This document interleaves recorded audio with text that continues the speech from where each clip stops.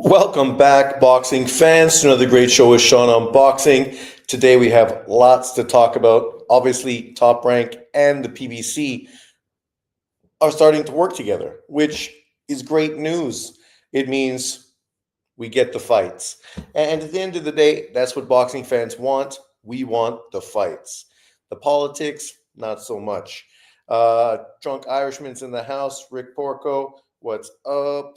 So let's get this started. We'll start slow and wait for people to jump in. Right now, we got a little bit of a topic here I noticed on social media the other day. And this topic is, it's something that actually makes sense. Oh, what's this? Can I change this? Hold on one second. What's going on? Huh? There we go. So, JA salute Pacquiao Khan August. We're going to be talking about that as well. That was one of the things I noticed on social media today. But this was the first one I noticed. And obviously, talking about Canelo Alvarez gets lots of people excited, whether it's pro or against. But this question, of course, is continuing to grow. Is Canelo Alvarez the greatest Mexican boxer of all time? Feel free to leave your comment in the comment section below. For me, this is the same thing I say with regards to everybody who's active.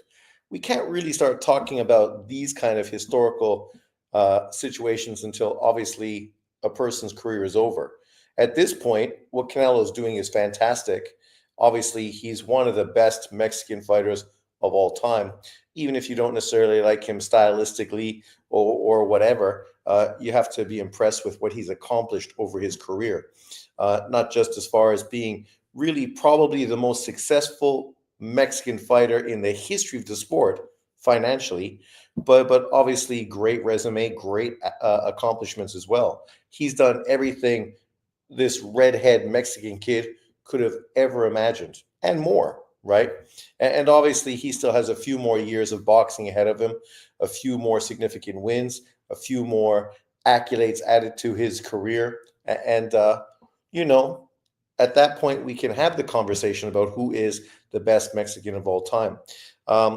Salvador is the most talented. Yeah, and I agree with that. It's just a shame that Salvador Sanchez obviously didn't get an opportunity to really prove himself because of dying so young in the car crash. The PBC avoids Crawford like the plague. That's true, Greg. They did at 140, 147, and currently 154. Anui versus Nakatani is soon. Well, 2026, right? That's when it looks like. So not that soon, but obviously imminent. Maybe from the resume standpoint, you can say Canelo is the greatest Mexican, but from a pure talent perspective, not even close. Salvador Sanchez and Chavez clear him on the eye test. A day later and $1 short, they should have worked together half a decade ago. Mr. T, I fucking agree. If they would have done that, we would never be in this situation. At least they should have started working together when HBO went out of business, right? At that point, you could see there was a natural us versus them. HBO, Showtime, there's obviously a rivalry between those two platforms.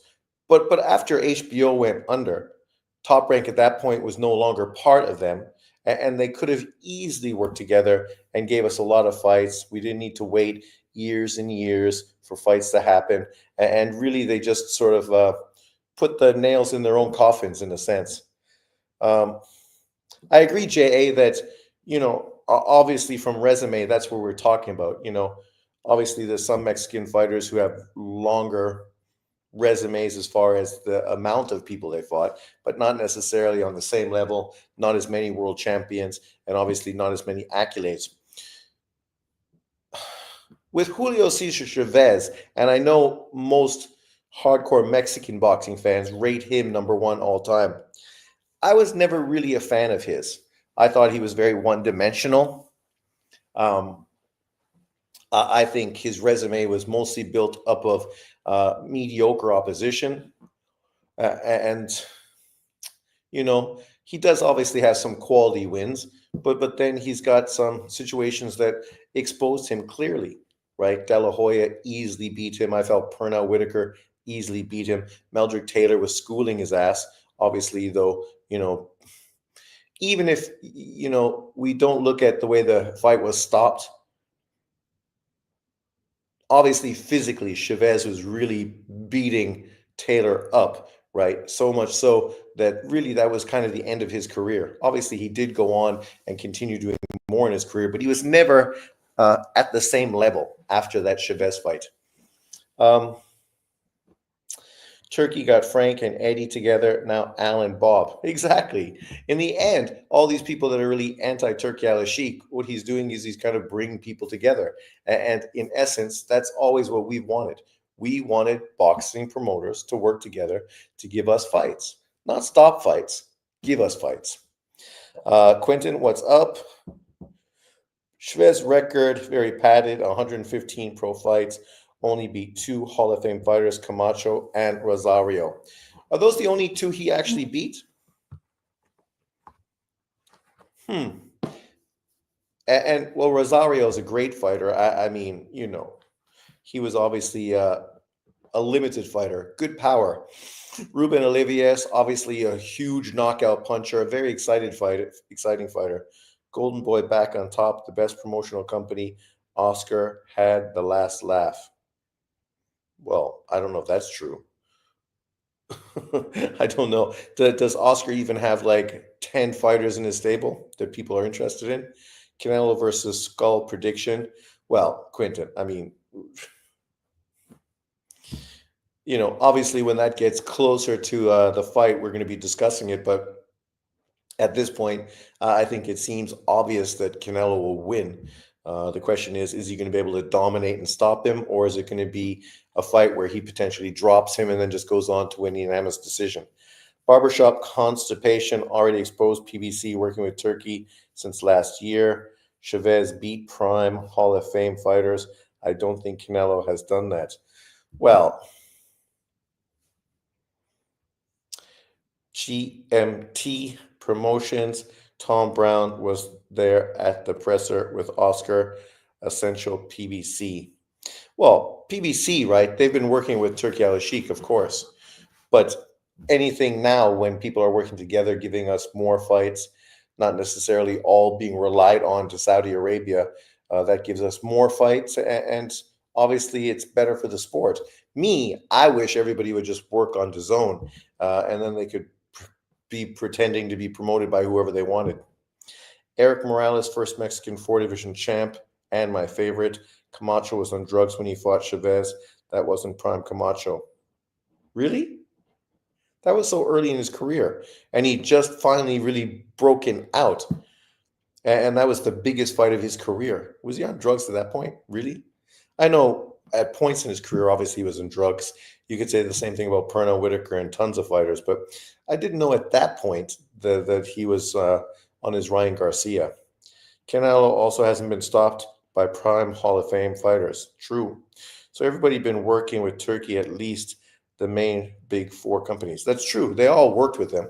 The question is, are they going to give up their individualism completely, or are they going to just consistently continue to open the doors for potentially working with other promoters? That's all I ever wanted. I just want people to work together, not to bring up other side of the street as a potential issue to stop fights from being made. Now, if PBC and Aram are going to be more motivated to work together, that's good, right? We're going to talk about some of the possible fights we might get out of that. Obviously, at this point, I feel that PBC stable, like Golden Boy, is pretty limited. They don't have deep stables. So how much fights can we really get from them anyway? Obviously, a lot of their second-tier fighters and other fighters that don't necessarily have built-in partners or opponents are probably going to still be on Turkey Al-Sheikh cards because at least they're going to get paid and get opportunities to stay busy. What's Canelo's best prime A-level win without controversy? See, but that whole question about controversy, boxing history has always been full of controversy. So I hate when people use that. as a way to try to dismiss and downplay him. I mean, people act as if the Austin Trout fight was controversial. It wasn't controversial. He beat him clearly. I mean, it was open scoring for fuck's sakes. We know exactly what he was doing based on the judges' scorecards. He also dropped him, showed some of the best fucking defense of his career in that fight, and was the first time he unified titles. And he was very young at that point, right? That was a fantastic performance. And this was an Austin Trout who had just beat Cotto. So that in itself was a fantastic win. But people act like that was controversial. I mean, it's like people always going to find reasons to dismiss and hate on people. Like literally, Bud Crawford comes out, points out his feelings towards Spence's career, and what he said is not wrong. But people get emotionally bent out of shape for it. But yet the same people that get bent out of shape do the exact same thing with everybody else's career, with Canelo's, with Golovkin's, with Lomachenko's, with Bud Crawford's. They try to rip it apart in the most negative way possible. I just saw True School Sports do the same thing with the other champions at 126 pounds. He didn't even mention the Ray Vargas fight for Nicholas Ball. So, people always going to find something. Trout's leg got stuff, crazy knockdown. Trout leg got stuff, crazy knockdown. Stiff, you mean?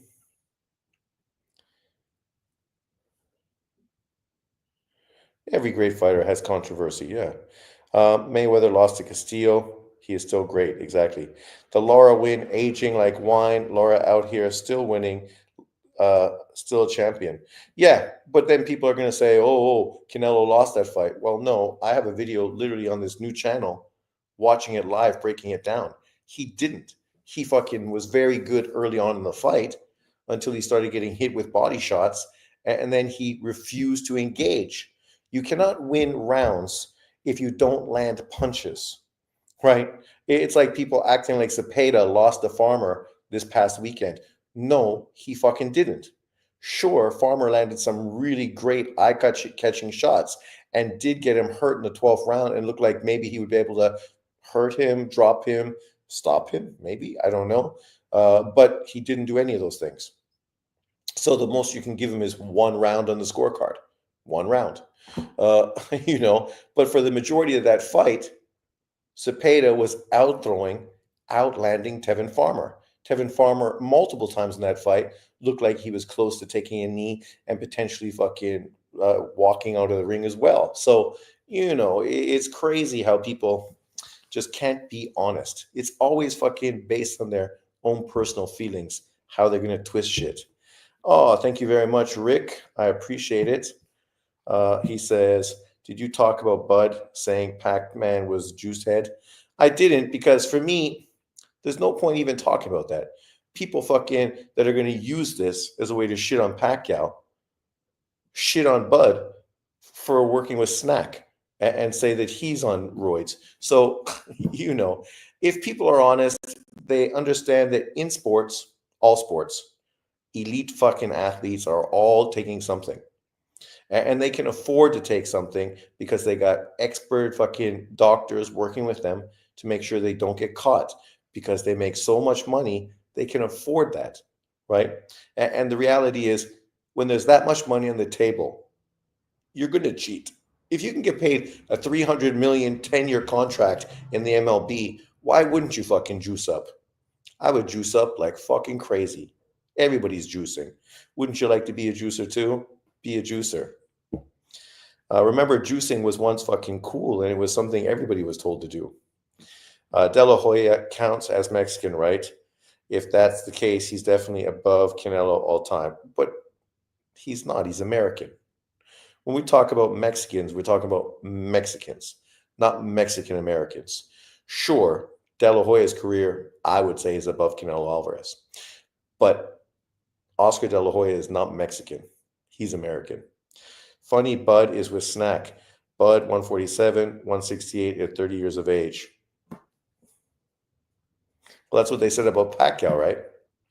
If he goes up to 168 and has power, you can accuse Bud of the same things Bud's accusing Manny of, saying Manny didn't knock people out when he moved to 147 after the whole Floyd Mayweather situation.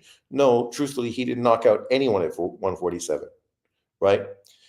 The only people he stopped was Cotto, and that was based on accumulation and the ref stopping it because of the damage. And then, of course, Ricky Hatton, he fought at 140. So he hurt people, he dropped people, but he never had one punch ability. Even when he stopped fucking Oscar De La Hoya, De La Hoya never even got dropped. He just quit because he just was frustrated. Uh, I'd be kicked up off their heads like Prime Vitor Belfort if I was guaranteed 100 million a year. Fucking right, man. Fucking right. They have 52 fights right now, so Oscar is back on his game because of his girlfriend, it seems. 52 fighters? Oh, you mean 52 fighters under the Golden Boy stable? But how many of those fighters are even relevant? I mean, he's got a few young up and coming fighters. That's obviously good. Oscar always did well building people up and bringing them up. But as far as on top of the game, there's like what, 3, 4, 5 fighters that are relevant. PEDs. I'd be juicing up like crazy if it meant $100 million. I think everybody would. Even if they said maybe it will shorten your life. Yeah, okay, maybe. But then with that much money, maybe I can extend my life as well. But, as I say, this is a controversial topic. Whenever you talk about Canelo Alvarez, there's going to be controversy involved because he's such you know, a linchpin in the boxing world. People either support him like crazy, fanatically, or people hate him fanatically.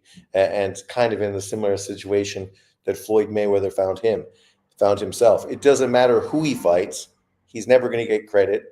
He's always going to get criticized.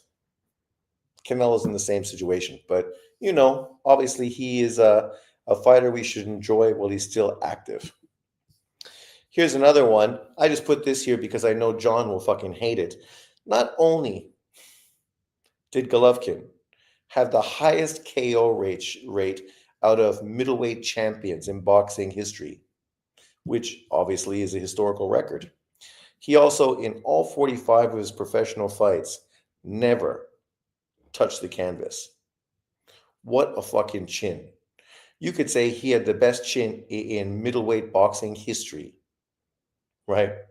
The guy was a fucking steel-chinned fucking motherfucker with great power and an outstanding jab, and also had a great amateur career as well. Never got dropped as an amateur as well.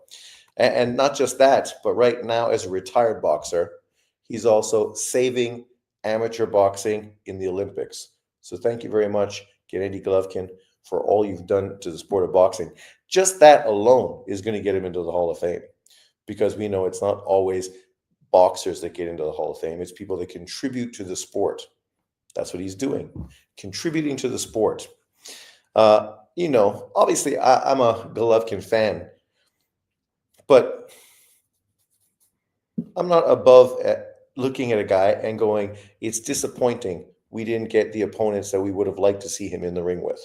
The difference with me and haters is I'm not trying to pull fucking 175-pound Andre Wards who've been retired for 2 years and use them as a reason to hate on Golovkin, or 154-pound fighters like Charlo, Andrade, and Lara, who fucking never risked moving up to challenge Golovkin. Just talked from a lower division and didn't fight one another. All 4 of those fucking guys didn't fight each other when they were all champions at 154 pounds. But we're supposed to believe that they were going to fight Golovkin and Canelo at 160. They showed us what they're worth. Very little. So why would we believe them when they're talking about these fighters? And the irony is, when people shit on some fighters for, calling out smaller fighters, right? They like to do the same with Golovkin, calling out Floyd Mayweather. But Golovkin never called out Floyd Mayweather. Floyd Mayweather was literally the guy consistently that was bad-mouthing Golovkin, talking about how he was easy work, had no special effects, and then wouldn't take the fight. So you're literally bad-mouthing him, saying that he's an easy opponent who you'd beat, but then you're ducking and dodging the potential fight. All Golovkin ever did was say he would love to fight Floyd Mayweather because he looked up to him as a fighter, which is a compliment, not an insult. But, some people are fucking moronic. Charlo's voice, I want to bring Canelo to Houston. I want to unify. Canelo, 4 weights and never went down. Uh, but if you can't get the fights at 168, I think it would have been a good idea to either go to 168 and fight Ward. But Ward was never at 168 when that whole situation happened. Ward literally, after his 2-year retirement, where he got out of his contract, never fought at 168 again. His first fight was against Smith's brother, and that was fucking at 175 pounds. Obviously a catch weight, but I mean, above 168. And then he signed the 3-fight deal to lead into the Kovalev fight, all light heavyweight fights. And then obviously fought Kovalev another time afterwards before retiring. So all his fights afterwards were all 175 fights. So Golovkin was literally 2 divisions below him. And Ward was never a marketable fighter that would make big fights. So what was the point of fighting him? We know why Ward wanted to fight Golovkin, because he, being a fucking guy that couldn't sell, wanted opponents that could make him some money. But outside of that, the dude never fucking was successful. His 2 Andre Kovalev fights did terrible pay-per-view numbers. So much so that Kovalev didn't even get paid in the second fight. So you can't blame Golovkin for fighting Canelo Alvarez 2 times, because those fights way more significant than fucking Andre Ward. Ward was a big 168er. Well, Ward obviously was a 175-pound Olympian and then came down to 168 in the pros. Canelo stops Bud. Cotto and Canelo were at 160. Why would Golovkin move up? Exactly. That's what I don't understand. You have Canelo Alvarez, who is a pound-for-pound fighter and a pay-per-view star, but you should go up and face a fucking insignificant fighter like Andre Ward. And people go, well, he was calling out Carl Froch. Yeah, Carl Froch, who did over 70,000 in Wembley Stadium in the UK. That was a significant opponent and a potentially successful fight. So we can understand why Golovkin was thinking of fighting him in the UK. Ward isn't a superstar. I think people forget that. Ward isn't bringing in more than Canelo or Cotto. No, he isn't. Ward always been jealous of Gigi and Canelo. They made more money in one fight than Ward did in his entire career. That's why he still caps to this day, right? Same as Shields being jealous of Taylor and Serrano. Ward cheated to beat Kovalev, low blows. Well, the second time. But I can give him credit for the second fight, but he lost the first fight. You better say 80,000 before Carl comes to your window like Candyman and starts screaming. Well, 70, 80, whatever. We just know it was super successful. So, that's why obviously Golovkin was calling him out, because, the same reason Ward and obviously Canelo and Golovkin were chasing after Julio Cesar Chavez Jr., because some people just have name recognition that can sell fights. That's it, right? It's the same situation with Jake Paul. Nobody thinks Jake Paul's a great fighter, but now Canelo was going to fight him. Fucking Tank Davis was going to fight him. Potentially maybe Anthony Joshua is going to fight him. Literally all these superstar boxers are potentially going to fight him because of the financial gain, right? And also the easy work. Ward thought after winning an Olympic gold medal, he was going to be an Ali, Leonard, De La Hoya, etc. treatment. Well, the reality is, who did he sign with? Because he was promoted terribly. Before he joined the Super 6 tournament, I'd never seen an Andre Ward fight. Literally, never saw an Andre Ward fight. Never saw a fucking Durrell fight. They joined the Super 6. I saw that these two fucking young, up-and-coming amateur Olympians were part of that group of world champions. And I thought, fuck, man, how are these guys involved? Like, literally everyone else has been a world champion, and then you get these 2 unknown fucking guys.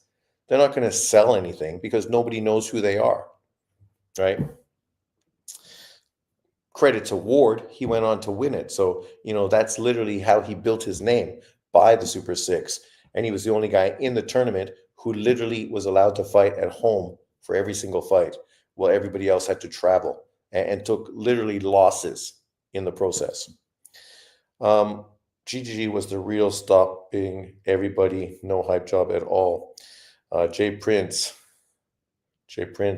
did not maneuver Ward very well. Andre Ward probably better known for being in the Creed films than his actual boxing career, even though anyone that watched the Creed film doesn't even know who the fuck he was. The only people who know him are boxing fans. Do you think Spence a Hall of Famer according to Crawford's statement? I don't think so. If he comes back and wins a world title at 154, gets a couple title defenses, then we can talk about it again. But at this point, this is a guy that did what? He beat Brooke, Spence, Danny Garcia, and Ugis, and lightweight in Mikey Garcia. Good opponents, 5 of them. 5 good opponents. That's his career. 5 good opponents as a champion. I mean, there's been lots of champions that had 15 fucking title defenses that aren't fucking in the Hall of Fame. But then I know there's also people who shouldn't be in the Hall of Fame that are in the Hall of Fame. Yeah, Dan Goosen. Even though Dan Goosen built up a lot of fighters, I don't know what happened with Andre Ward. Tank was crying and bitching about going up 5 pounds to fight Haney. Kept saying he's too big and he's okay fighting Jake, who's 200 plus pounds. Now anyone supports that clown. Well, exactly.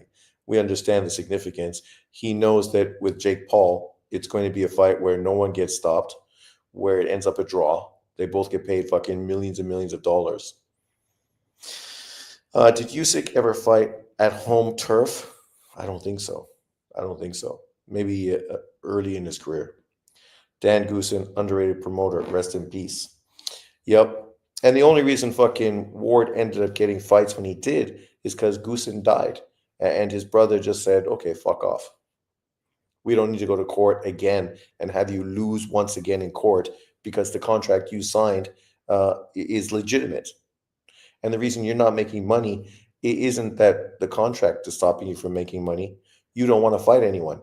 You didn't want to fight Boutte in Canada for a career high payday. You didn't want to fucking go back and fight Carl Froch in the UK for a rematch for a career high payday. Like literally, this guy turned down career opportunities. He fucking didn't want to fight Adonis Stevenson in Canada for a career high payday. He didn't want to fight Dimitri Bivol, which I understand because at that point, who the fuck was Dimitri Bivol? But the other 3 examples were big money fights, all on the road. But this prima donna didn't want to travel on the road because he was the A side. You can't be the fucking A side if nobody pays to watch you fight. But the delusion some fighters have. Yes, rest in peace, Val Kilmer. I saw that today, 65, which isn't that young, but at the same time, Val obviously lived a fast life that caught up to him. He thought the Roach fight was going to be a layup, would have fought Jake, and then ran out of the game with entertainment retirement bag. Glad the cherry pick went wrong. Exactly. That's exactly what he wanted. Fight Roach, go fucking get paid $20-30 million to fight fucking Jake Paul, and then have enough money to say fuck boxing and retire, yet never contribute anything. He's not a future Hall of Famer either. All these fucking PBC fighters, Charlo, Wilder, Broner, fucking Spence, Tank Davis. Which of those fucking 6 PBC fighters are future Hall of Famers? They're all fucking underachievers who never lived up to their skill set and didn't fucking deliver because they were too greedy, fucking getting overpaid and underproducing. Oh, I know Charlo was an undisputed fighter. Undisputed fighter beating who? Tony fucking Harrison and Brian Castano. Like literally any other fighter in boxing history beats those 2 fighters in the rematch because you literally lost to them in the first fight. You would be fucking mocked and ridiculed. People criticize Bud Crawford's resume, but he didn't fucking lose to fucking low-level competition like that. He dominated and destroyed them. Ward was always arguing with Goosen because he's a fucking prima donna. right? He thinks he's better than he was. If it wasn't for Goosen, he wouldn't have fucking been part of the Super Six. He wouldn't have had to get all his fights at home. Goosen's the one that did that so that he was allowed to only fight at home, didn't have to travel, because we know that fucking prima donna didn't want to travel. Castano beat him in the first fight. He did, right? I know it was a draw, but anyone that watched that fight knows that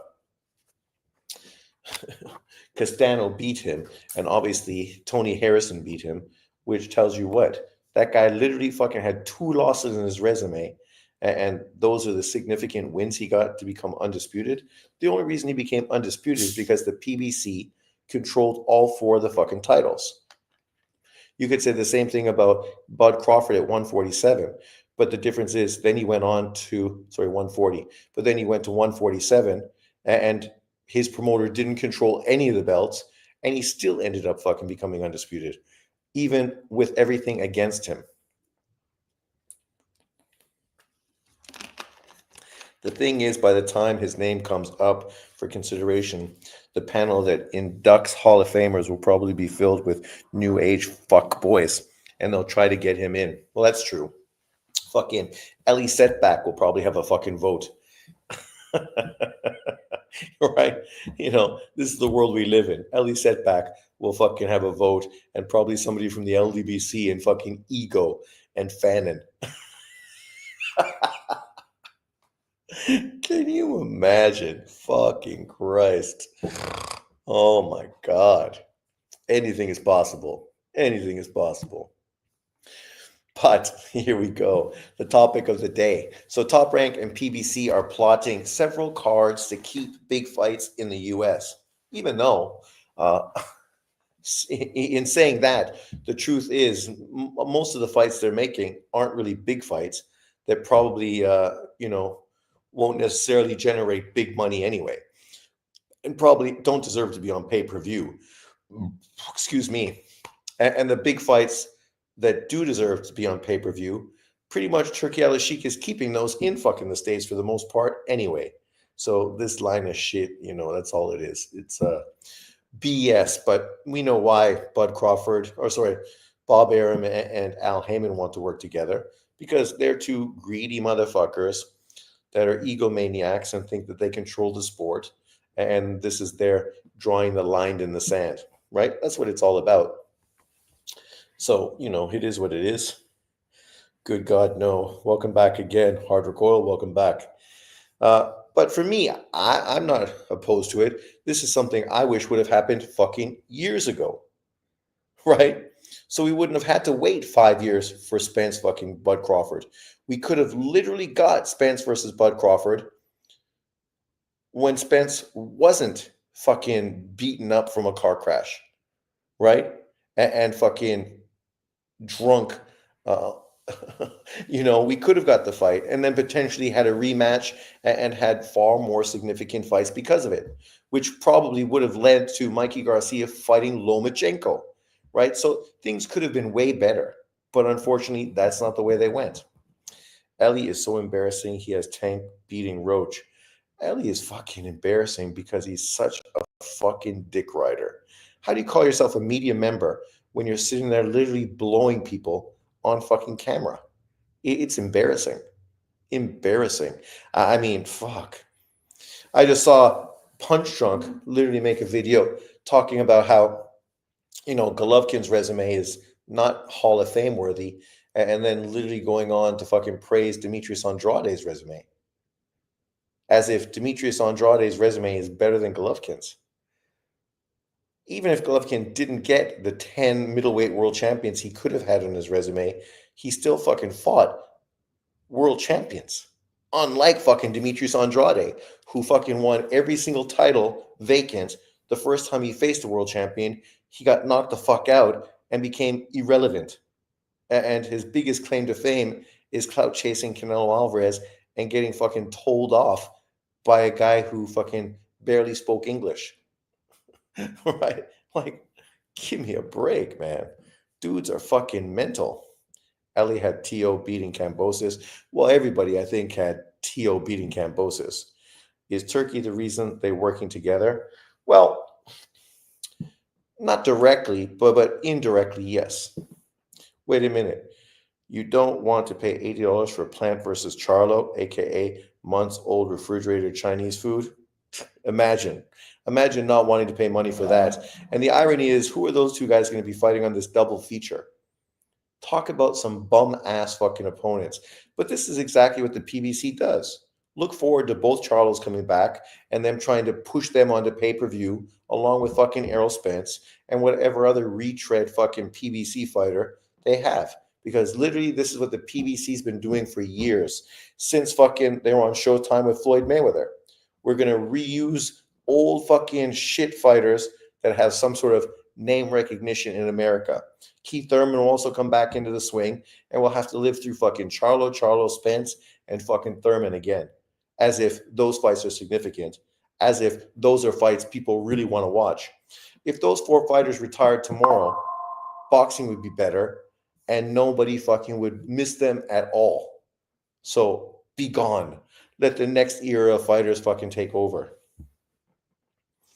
Uh, that dude has a man crush on Andrade. He does. It's sickening.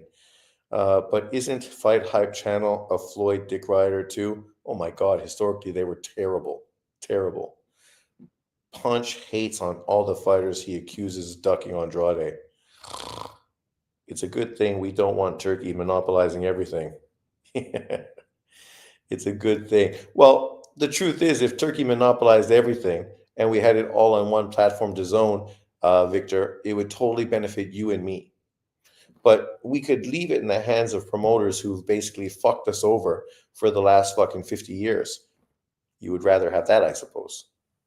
And don't say it's because they helped fighters, because in truth, they didn't. There's just as many broke, fucking disenfranchised fighters now as there ever was. So congratulations on that. Andrade is a bum, straight up bum. Salute to Lara for sending Danny Garcia to pasture. Thank God. But then once again, only the PBC would have thought that a Danny Garcia, Erislandy Lara middleweight fight is something that people actually wanted to see and would pay for. Do you think Bradley deserved to get inducted in the Hall of Fame? Tim Bradley, for sure. Tim Bradley's run at 140 pounds, better than Danny Garcia. And then his move at welterweight, leaps and fucking frogs better than fucking Porter, Danny Garcia, right? You could say better than Keith Thurman. And probably you could say better than Spence. Not as much quality wins, but his two wins against Hall of Famers, Pacquiao and Marquez, right? None of those other fighters have wins that significant on their resumes. And obviously he was a great 140-pound fighter. Bradley has a Hall of Fame resume. Of course he does. Bradley was official wins over Marquez and Pacquiao. That alone gets him into the Hall of Fame. Exactly. Based off of what? Beating an old Marquez and robbing Pacquiao? Quinton, you're looking at just half the story and then looking at it through haterade. Bradley fucking unified titles at 140 pounds in real quality fights. His fight with Ruslan Provocanev was a fucking historical fucking Gatti Ward type of fucking clash. Just to fucking survive that and then continue on with his career. Fought Pacquiao in a trilogy fight and beat him once, even though I agree, I don't think he beat him in any of the fights. The only one I think you maybe could have given Bradley was number 2. Number 3, fucking no. Pacquiao was good in that fight. And he easily beat Marquez. Marquez, who had just fucking knocked out or was going to knock him out afterwards. I can't remember the time frame.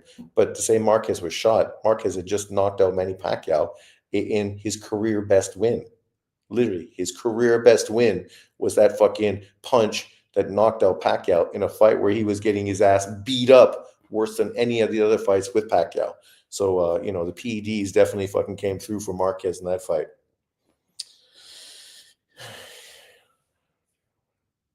He does. Unified twice at 140, 10 title defenses, 2 division champion. Exactly. So now controversy overcomes matter. You don't sound like this earlier when you're talking about Canelo's career. That's true. Don't be a hypocrite. Bradley and Sean Porter are fringe Hall of Famer fighters.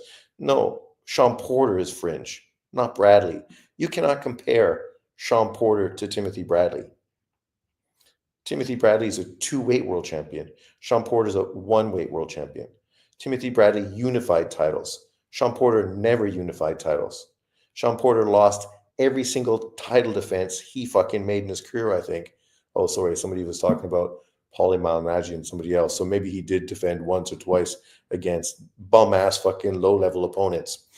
But yeah, don't compare Porter to Bradley. It's not comparable.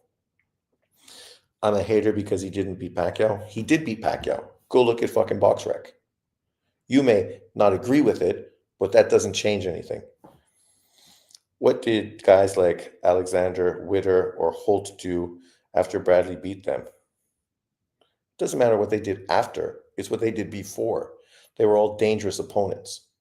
People that some had to favor and to beat Bradley, right? It's not like Bradley was favored to dominate and beat all these fighters. Maybe it was his own piss that gave him that crazy strength. And remember, not a hard puncher. What controversial fight did Canelo have the Pacquiao level? Golovkin. He got a draw, not a victory. Well, he got a draw, and then the second fight, he got a victory. Do you think he beat Pacquiao? I don't think Jeff Horn beat Pacquiao either, but those are two significant wins on their resume. People don't think Sugar Ray Leonard beat Marvin Hagler, but that is still the most fucking significant win on Sugar Ray Leonard's fucking resume. Even though shitloads of boxing fans don't think he won that fight. I mean, we can't twist fucking reality when it suits us. It is what it is. If Crawford retired right now, where do you put him, the greatest fighter of all time list? Well, that kind of thing is way too subjective. He's definitely in the conversation as one of the top fighters of all time. But in the top 10, I don't even know if he's in the top 10. I don't know if Floyd, Manny, or fucking, definitely not Andre Ward, or fucking Crawford are top 10. Because people love to dismiss and ignore the past to celebrate the present. Donovan Alexander went on to beat Maidana and Matias and won a few titles after the Bradley defeat. Yes, he beat fucking Maidana, the Maidana that beat fucking Adrian Broner. So you want the disingenuous and just go by the record like a BoxRec warrior. No, see, Quentin, you're just being delusional. The reality is, it is what it is. Obviously, there's also the minutia to it, but when you put it all together, it makes him a Hall of Famer. If you just want to use something to shit on him, to try to dismiss and downplay him, even though you've been inaccurate in most of the things you've said so far with regards to Bradley's career, it just makes you look like a hater. The truth is, he beat Pacquiao on the record, and he fucking easily beat Marquez in one of the best performances of his career. And you say Marquez was old and shot, yet Marquez had just had a fucking career-defining victory knocking out Manny fucking Pacquiao. So how shot was he? Come on. You can't fucking twist reality to fit your negativity towards a guy. You don't like him. We get that. That's okay. We have to go by what's on paper, what the judges score a fight, not on our own opinions. Exactly. We can always give our opinion after you state the facts, but the facts are the facts. The reality is he got a robbery win, and that's not twisting it. That's being honest. Yet now you ignore the Marquez win.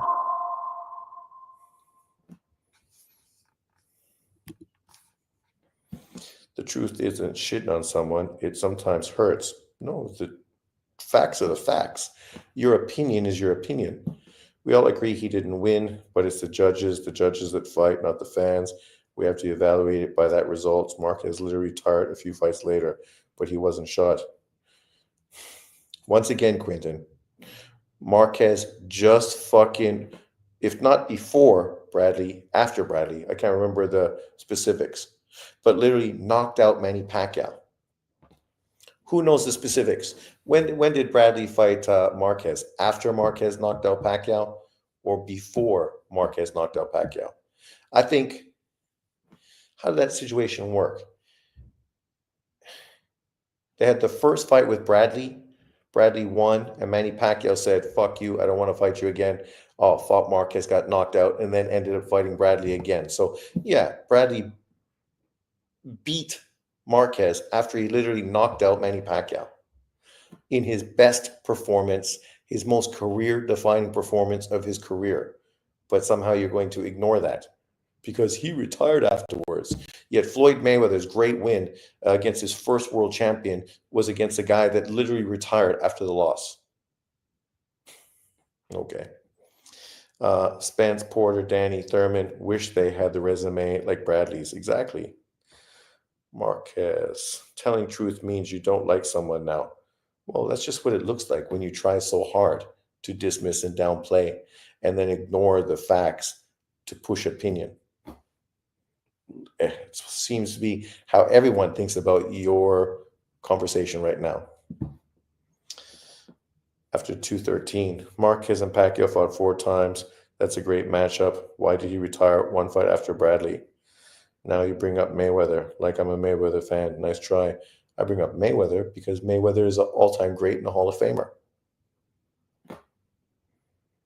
If you're a fan, then I guess that will upset you. If you're not a fan, then whatever. Now you just sound like you're becoming emotional. Bradley fought Pacquiao in 2012. Later that year, Marquez beat Pacquiao in 2012. Then in 2013, Bradley beat Marquez. Oh yeah, he must have been washed.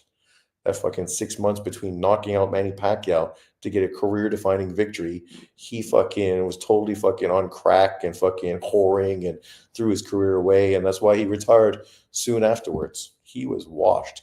That victory does not fucking even deserve to be mentioned. Quentin, the way you fanboy for Canelo, I'd expect you to give some leeway for controversial outcomes. Well, generally people that are so fucking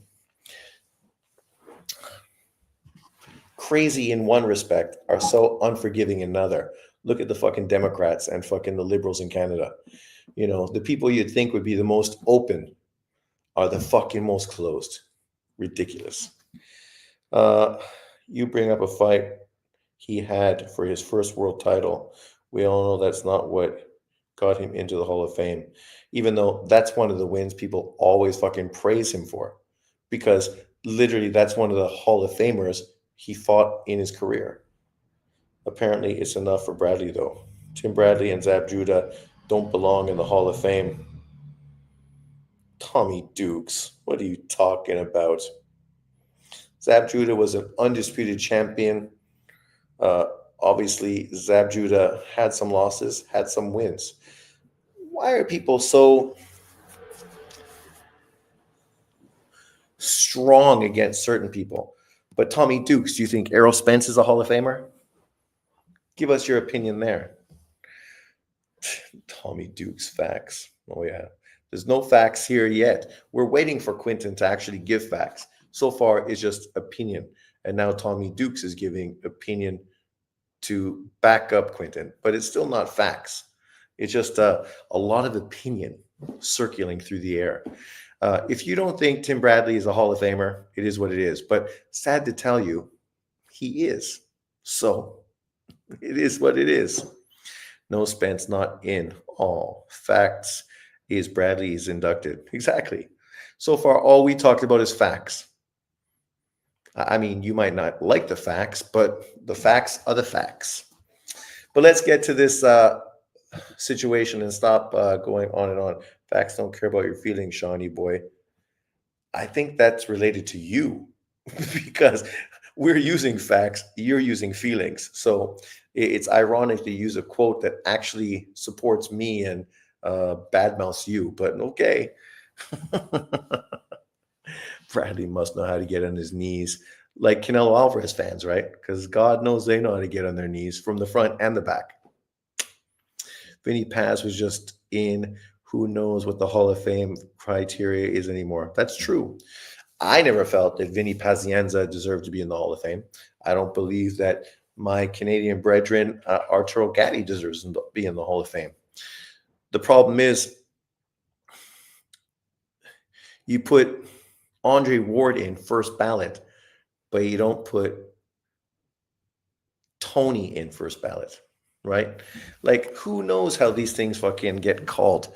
But the truth is, and the facts are, Tim Bradley is in the Hall of Fame. Never seen a guy get in the Hall of Fame based off of a robbery win. Only Bradley. Well, I think if you check a lot, that you're going to find that that's not true at all. A lot of people would say that Canelo Alvarez getting into the Hall of Fame is all based on robbery wins. Trout, Laura, Golovkin, Jacobs. People love to list all these ones. So, or another guy, his best win is a low blow. Does Bradley belong in the Hall of Fame? Yes. Manny Marquez wins and a dominant career at 140 as well. Is Jeff Horn a Hall of Famer? Well, no, because his only win is Manny Pacquiao. Literally, that's the only win he's got. I just watched Tombstone yesterday. Aha. Before you knew, or you watched it because you heard that Val Kilmer passed away. I love that movie. He was great fucking as Wyatt Earp. I'll be your Huckleberry. Answer nope to Red Eye. Answer nope. No, the answer is yes. Horn didn't defend his belts or unify. Bradley has a better resume than Andre Ward. That's true.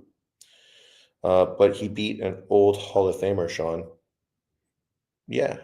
But Bradley beat a much younger Pacquiao, right, who was a world champion. And he beat fucking Marquez, who just got a career-defining victory beating Manny Pacquiao. So, it's a little different. That's like saying Yugis is a Hall of Famer because he beat Pacquiao, even though we all know that was not the same Pacquiao. Is Devin Haney a Hall of Famer now? No. Not yet. He's got a good foot in the door, though, being undisputed. Obviously, his robbery victory against Lomachenko, which is a robbery, but it's a win. His win against Regis Prograis. Obviously, the Ryan Garcia debacle is no longer on his resume, so we'll see what he does moving forward. But right now, he's got a case for it in the future. It's just a matter of what's he going to do in the future. He potentially may never win a championship again. And at that point, no, he's not a Hall of Famer. Did he beat him, Sean? Be honest. We already talked about this, Quentin. Why can't you let things go? You're like my grandmother when she was senile, asking the same question over and over again. And even though you get the same fucking response, you continue to ask the same question over and over again. Come on, man. I lived through that. I don't need fucking that on my life.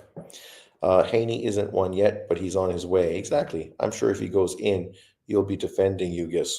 No. Haney had a better chance getting into the Hall of Fame than Spence.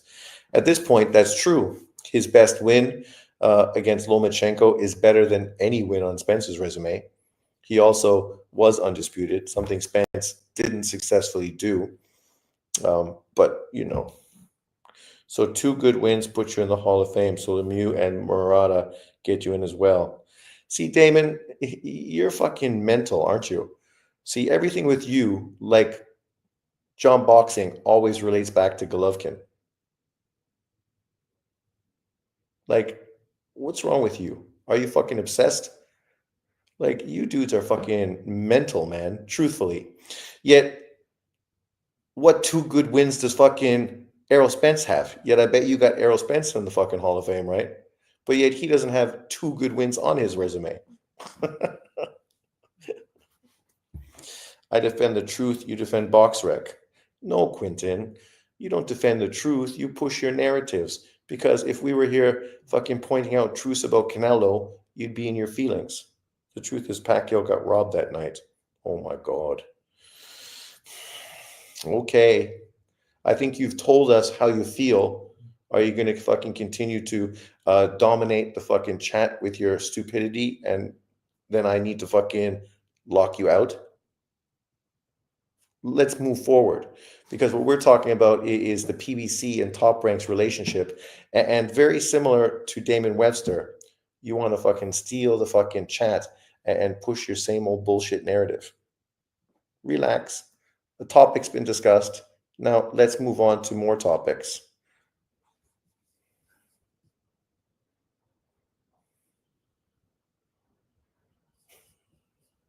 People are mental. It's nice to see you cooked up a bit here, Sean. It's just people fucking are mental, man. They just can't let shit go. What happened? What happened to my... See, he talked so much, fucking he ruined my thing. Remove from studio. Let's add it again. If you block me, then that shows you can't take... No, it shows that you won't shut the fuck up and move on and continue to talk about other topics, and you're obsessed with one topic, which eventually people are going to get sick of fucking listening to. You're the kind of person that goes on other lives and just consistently can't move on. It's like David Benavides' fucking clone Mirage that was here before. Yeah, we heard you. We get you. We heard your opinion. Okay. So do we need to continue to hear your opinion for the rest of the night, or can we move on? Oh my God. You keep talking like that, and I will kick you out, because now you're just being a fucking troll. And God knows we got enough of those around.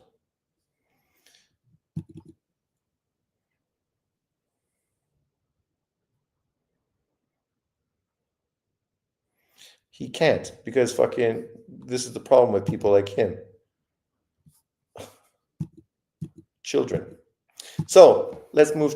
So why isn't any of these things showing? What's going on?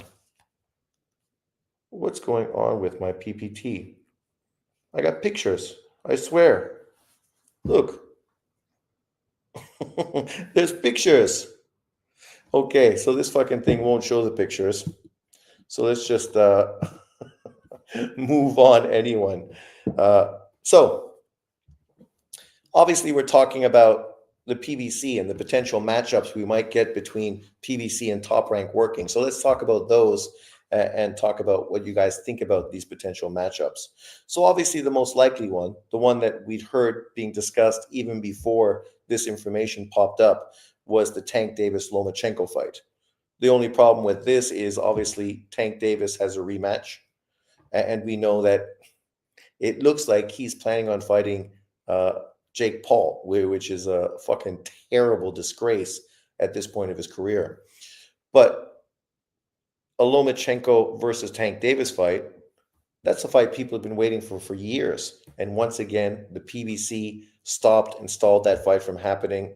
If we can get it now, it's similar to what the PBC has consistently done. Pacquiao and fucking Floyd, Spence versus Crawford.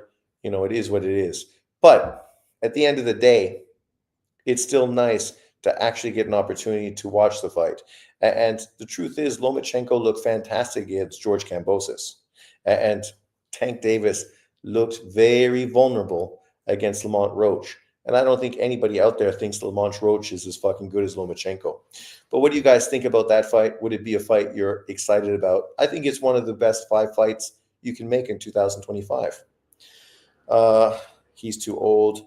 Has Loma had a back surgery yet? I'm not sure if he needs surgery or if it was just an injury, what the extent of it is. But that's the problem with back injuries, right? Because remember, when Golovkin made his middleweight debut, he was supposed to fight Dmitry Pirog, the man who gave Danny Jacobs his first career loss.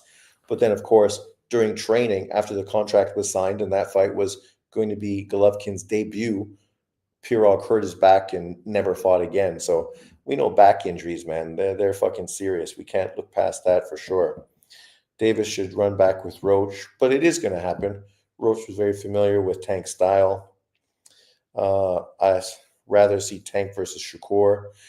As far as legacy, I agree with you. I think that fight's significant. But stylistically, Victor, I think the Lomachenko Tank Davis is a way more exciting fight. How long ago was the Kambosos fight? About a year now. About a year. Loma should take a tune up. He has been very inactive. Loma can get mopped up by Loma. I don't even know what that means.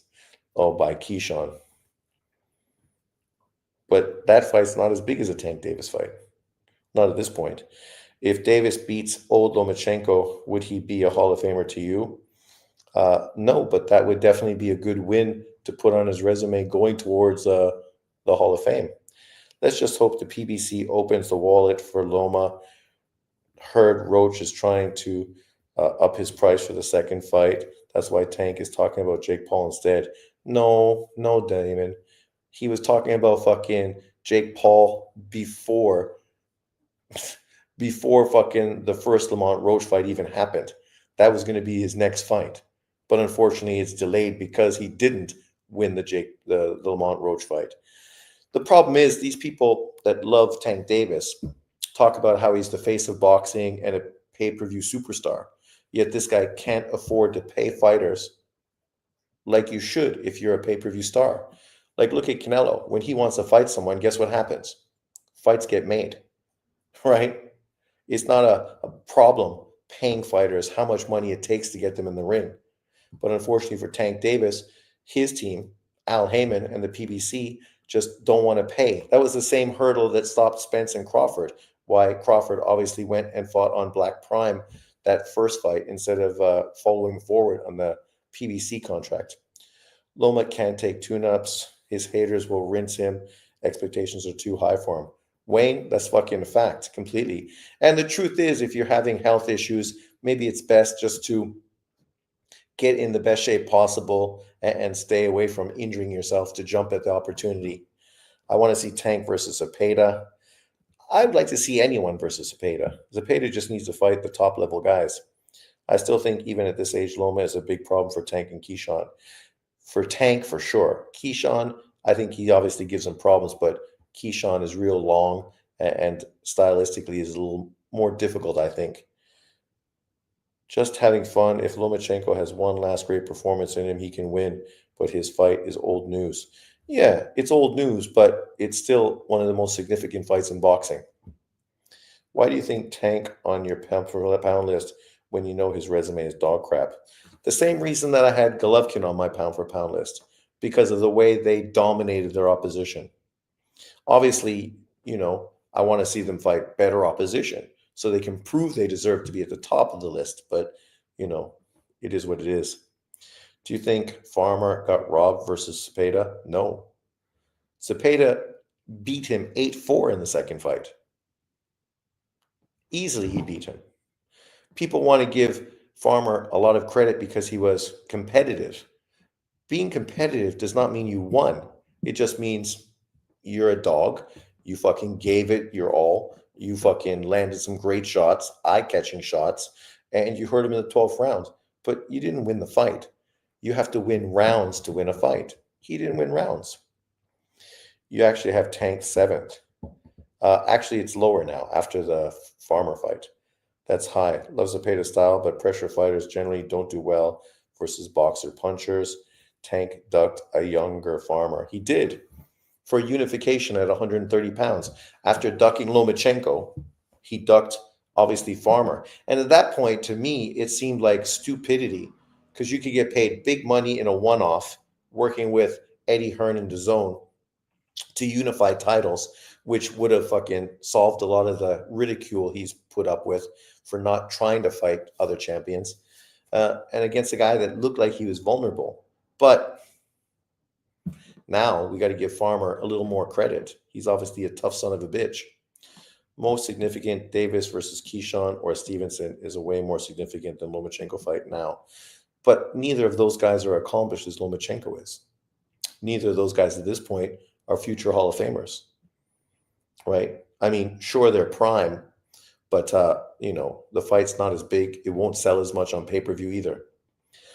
If Tank picks Loma and beats him, Europeans won't give him credit for the win, especially You, Paulie, and Teddy Atlas. Oh my God, Damon. Of course, Damon has to bring up a race. Yet Damon and fucking John Boxing and people like him won't give fucking non-black fighters any credit at all. It's the pot calling the kettle black, right, Damon? Like, you got to fight someone. The reality is, Tank Davis should have fought Lomachenko at 130. He didn't. So he deserves criticism for it. But it's still a great victory. Farmer didn't win. People just give rounds away to a fighter that is competitive when they are injured. It's unfortunate that he hurt himself, only had one hand, but we still have to score the same way. Exactly. It just shows you what a dog Farmer is, that he was still competitive, even though multiple times in that fight it looked like he was about to quit. But then he fucking mentally stuck himself in it, fought great, and at the end of the day, should be proud of his performance. He did not win, and him saying he got robbed, that's just fucking delusion. Jag, what's up? Tank became an email champ. He did. Same shit was said about Gary Russell, got injured against Magsaya. Y'all been shitting on Loma from the jump, so why would you give him credit for beating a hype job? Exactly. Didn't give Loma credit for beating Gary Russell. Didn't give Loma credit for beating fucking Walters. Didn't give Loma credit for beating Rigo. Didn't give Loma credit for beating Linares. Didn't give Loma credit for beating fucking Petraza, but Tank Davis's best win. Didn't give Loma credit for beating fucking Campbell. You know, didn't give Loma credit for beating Kambosos. That's 7 fucking fights, right? So of course you wouldn't give Lomachenko credit for beating Tank, right? So that's why I say it's the pot calling the kettle black. We got fucking years and years of fucking showing you hate on Lomachenko and giving him no credit. Wilder possibly second fight in December. Is he going to have a Foreman-like second half comeback? My God. You mean second fight after the bum bash he's fighting next? He's got another fight already organized as well. Davis versus Keyshawn or Stevenson. Soups be filled with trash talk. That alien would sell more than a Lomachenko press conference. If Lomachenko was younger and more active, then it would be great. Wilder should retire. The way he got knocked out, right, and left doesn't look healthy. That's true. Meant to say pressers don't know what Soups came from. I still don't even know what you're talking about. I think Wilder should have fought Ngannou, right? You gave millions of dollars to fight Ngannou. Ngannou's not a boxer. He's available to be hit by big right hands, as we saw by AJ, who knocked him out. Obviously, he's dangerous enough to make that fight entertaining so that fans would pay for it. The guy he's fighting now, who the fuck is that? If he gets beat by that guy, his career's really fucking washed. You might as well take an Ngannou fight and made it worth your fucking while. A lot of boxing this weekend. True. Ngannou beats Wilder. Maybe. Physically, he's got the strength to push Wilder back and potentially, beat him up and break him down, especially now that Wilder's got no fucking legs. But you make fucking millions of dollars to fight Ngannou. Davis versus Keyshawn.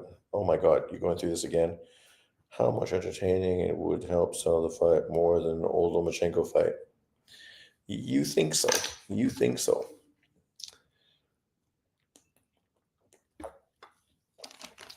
Keyshawn is entertaining. I give you that. But he's still an unknown commodity for the majority of boxing fans and casuals. Shakur has fucking killed himself with his piss poor performances, talking like fucking big and then going out and underperforming. I mean, people don't forget that. People remember the De Los Santos fight and they walked away thinking, what the fuck? And then they watched the fight against that dude Frank Martin fought and they walked away going, oh, okay. We still know he's great and probably he'll beat Tank Davis. But the reality is he talks so much shit and then goes in and underperforms, right? And whether it's his hands are fucked or whatever the situation may be, that shit sticks with people. Lomachenko doesn't talk a lot, but people fucking respect his game. They know he's going to come in and perform well, regardless of who he fights. So you want Davis to fight an old Lomachenko instead of a prime fighter.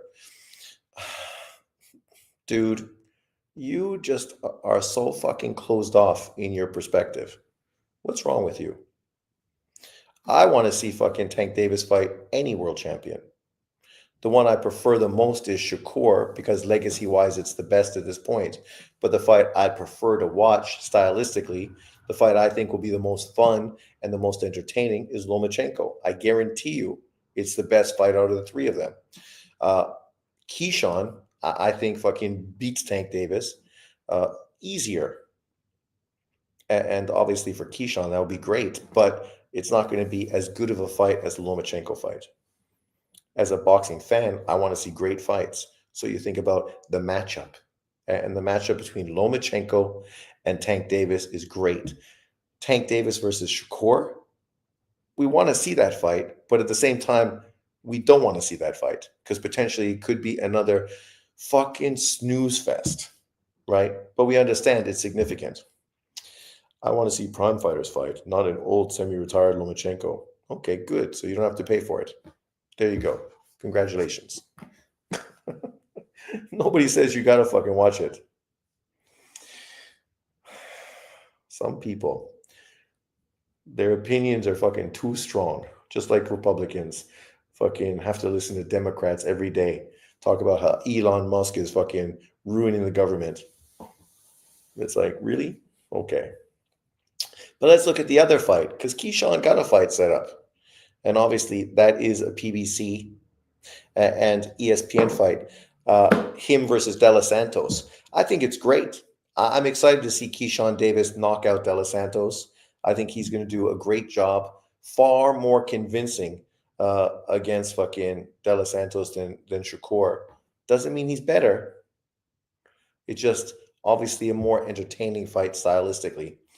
And I definitely think Keyshawn Davis is one of the best young fighters in boxing today.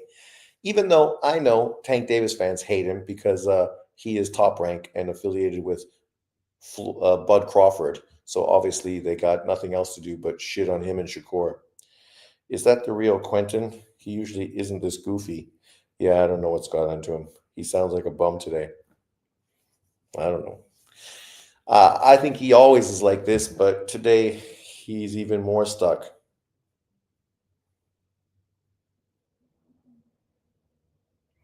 Dude, it's not me. Everybody thinks you sound like a fucking goofball.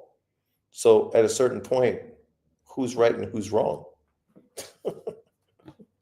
But yes, obviously, I think that Keyshawn Davis fight is good. I also thought that Frank Martin versus De Los Santos was going to be a good fight. The only question I had with that fight was the fact that Frank Martin said that he was now a 140-pound fighter, which in truth, I thought De Los Santos probably should move up to 140 as well. 140 has some opportunities. It doesn't have the elite stars at it, like guys like Keyshawn, Shakur, and Tank Davis and Lomachenko, who are elite Hall of Fame type of fighters. At 140 pounds, you got champions, but very beatable champions, guys that are not elite. So obviously, you know,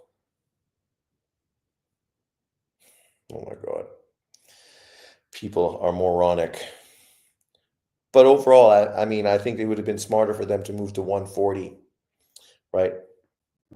And then, of course, a fight that I would love to see, but I'm not sure about the reality. I think it would have been better if Hamza Shiraz would have won on that Turkey Al-Sheikh fight card. Because then I do think that Janibek and Hamza Shiraz would be fighting. But as far as this matchup between Hamza Shiraz and Carlos Adames, I don't know if we can get that fight, even though it is a top-ranked fight and obviously a PBC matchup. It's 3-belt unified, so it's very significant. You know, I mean, if the PBC can't make Adames versus Lara for unification, I don't know if they're interested in actually making Adames versus Janibek. But I would love it, right? I hope Turkey Al-Sheikh, if nothing else, fucking pays for that fight to happen because it's a great fight that the middleweight division needs because the middleweight division needs fucking something. It needs something because right now it's not looking good. Damon says, I want to see De Los Santos get a tune up first before he faces Keyshawn. Why? So you just want to waste fucking time, Damon? See, Damon doesn't like Keyshawn Davis because of his affiliation with Bud Crawford and Top Rank. So, you got to do what? The PBC thing? Fucking make us wait fucking 2 years for a fight that nobody really gives a fuck about? If De Los Santos doesn't fight Keyshawn, it means he's not going to get a world title fight. And he's not obligated to get a world title fight because he's not fucking mandatory in any sanctioning body right now. So if he doesn't jump at this opportunity, what's he going to do? Fight some bum ass opponent for fucking very little money and no world title? Okay, go for it. That's going to fucking benefit you a lot after all the fucking talk about fucking Keyshawn ducking you. Because literally that's what he was saying. So now if you get the fucking contract, don't fucking walk away and then use it as an excuse. This is for boxing conversation, right? Oh my God. Shiraz did win, didn't he? Turkey cheated for his Muslim brother. Actually, Shiraz didn't win, dumbass. Carlos Adames ended up getting his belt back. So how did Shiraz win? But here again, the PBC narrative, right? Tank Davis literally just got a fucking robbery victory in his hands, but you're too focused on Turki Al-Sheikh robbing Carlos Adames, a fighter you don't even fucking watch. But you don't mind Al Heyman robbing fucking Lamont Roach, right? Like, just be consistent. They're both fucking robberies, but at the end of the day, the two champions still have their title, and the two contenders are still fucking getting bigger opportunities because of their great performances. For Shiraz, actually, he's moving to 168 now because his team feels he was exposed. So even though he doesn't have a loss, it's definitely a step backwards for him. Adamus said he wants Janibek. Why is Janibek playing games? It's not Janibek playing games. Janibek was going to fight Hamza Shiraz, his mandatory. Hamza Shiraz decided to go fight Adamus. Once again, Janibek being left on the altar. He's been left on the altar by Banguia, by fucking the man who dropped his title, fucking Demetrius Andrade, right? Don't believe anything a PBC fighter says because these guys only negotiate through social media and say fucking all kinds of crazy shit only to end up not doing anything. Janibek staying busy. I can't pronounce his opponent's name. Yeah, I don't know his name either. Man, Janibek can't get a fight to save his life. Exactly. Turkey needs to do a World Boxing Super Series tournament at 160, revive the middleweight division because the division was dead, more dead than Val Kilmer. Yeah, it's true. Like, if there's a division in boxing that could definitely do with a World Boxing Super Series type of tournament, it is definitely middleweight, right? Middleweight, and let's think, what other division could you potentially do? I think 140, because obviously now, obviously Ryan Garcia, Devin Haney are moving to 147. Tio is supposed to be moving to 147 as well. So then the guys you got at 140, it's a bunch of fucking nobodies, right? Barboza, Catterall, Prograis, fucking Puelo, fighters that are good, but nobody's great. So you could definitely do fucking a World Boxing Super Series there as well. Well, I don't think anybody wants to see a Shiraz Adames rematch because Adames won the fight convincingly. Shiraz looked like he was out of his depth. Someone's cranky today. Who's cranky today? Janibek has a fight coming up. Yes, he's fighting this weekend on a all Kazakhstan card that's going to be shown on ESPN. Bradley Scott says, do you think new Canadian champ Badou Jack versus Ryan Radzitsky? Well, do I think Radzitsky's going to beat Badou Jack? I think Radzitsky's going to knock Badou Jack out and become a champion. But I'm not sure if this is for an interim title or a legitimate title. Yes, Drunk Irishman. A lot of fights this weekend for sure. Your thoughts on Top Rank leaving us? Huh? Man, I'm gonna this miss those solid cards and affordable. What do you mean leaving us? How is Top Rank leaving us? Top Rank is still up in the air about where they're going to go after they leave ESPN, but we know that they're going to be working with PBC. So some of those co-produced fights are going to be on what do you call it? Fucking what is it? How come I never can remember the name? You know, Amazon Prime, Prime Video. uh, and then they're going to sign with another platform, like they always did. This is not the first time that Top Rank left a platform and moved to another. When HBO left, they moved to ESPN. Before that, they were somewhere else. So, they will be somewhere and they'll continue to put out the same kind of quality cards they always do. Some great fights can be made between Top Rank and PBC. Yeah, exactly. That's some of the ones we're talking about. So far, we already talked about a few. Let's see what else we have going here. Another fight that looks like it's going to happen, which I'm surprised by, but obviously this is good news, and that is Sebastian Funduro versus his WBO mandatory, Xander Zayas, Mexico versus Puerto Rico. That's a great matchup. A great matchup. You know, I'm happy to see Xander Zayas finally getting an opportunity for a world title fight. If Xander Zayas wins against Sebastian Funduro and becomes a unified WBC and WBO champion, that's great for the 154-pound division, because then you have the potential Ortiz-Zayas fight. That fight will be big in the States. Mexico, Puerto Rico, right? Funduro, people don't respect him that much as a champion. We know he ducked Crawford. He got lucky against Tim Tszyu. He got knocked out before as well. So people, don't really know how long he's going to be in the division and how good he really is. How is Xander hype? Let's stop that fucking hype conversation. Nobody was talking about Xander Zayas fucking a month and a half ago. So you can't be a fucking hype job if nobody's talking about you. You think Xander Zayas and Funduro's a snooze fest? I think that'll be a great fight. Funduro is too difficult and too long for a snooze fest. He's going to make Xander Zayas fight great or else get fucking beat, right? It's as easy as that. And if Zayas beats fucking Funduro, he's going to be legitimate. And then you have Charles Conwell, Ramos, Ortiz, right? You have a lot of really good opponents at that division. Unification, undisputed, potentially versus Murtazaliev. Who's going to be the WBA champion? I can't remember who's going to be fighting for that possible Bud Crawford fight, but right, another champion right there as well. So I think it's good for the 154-pound division. The fight's getting made. If Xander Zayas is not that good, he's going to get beat and then fall back in line. And then we still have a lot of other good young up-and-coming fighters in the division. What is your ceiling or floor for Janibek in boxing?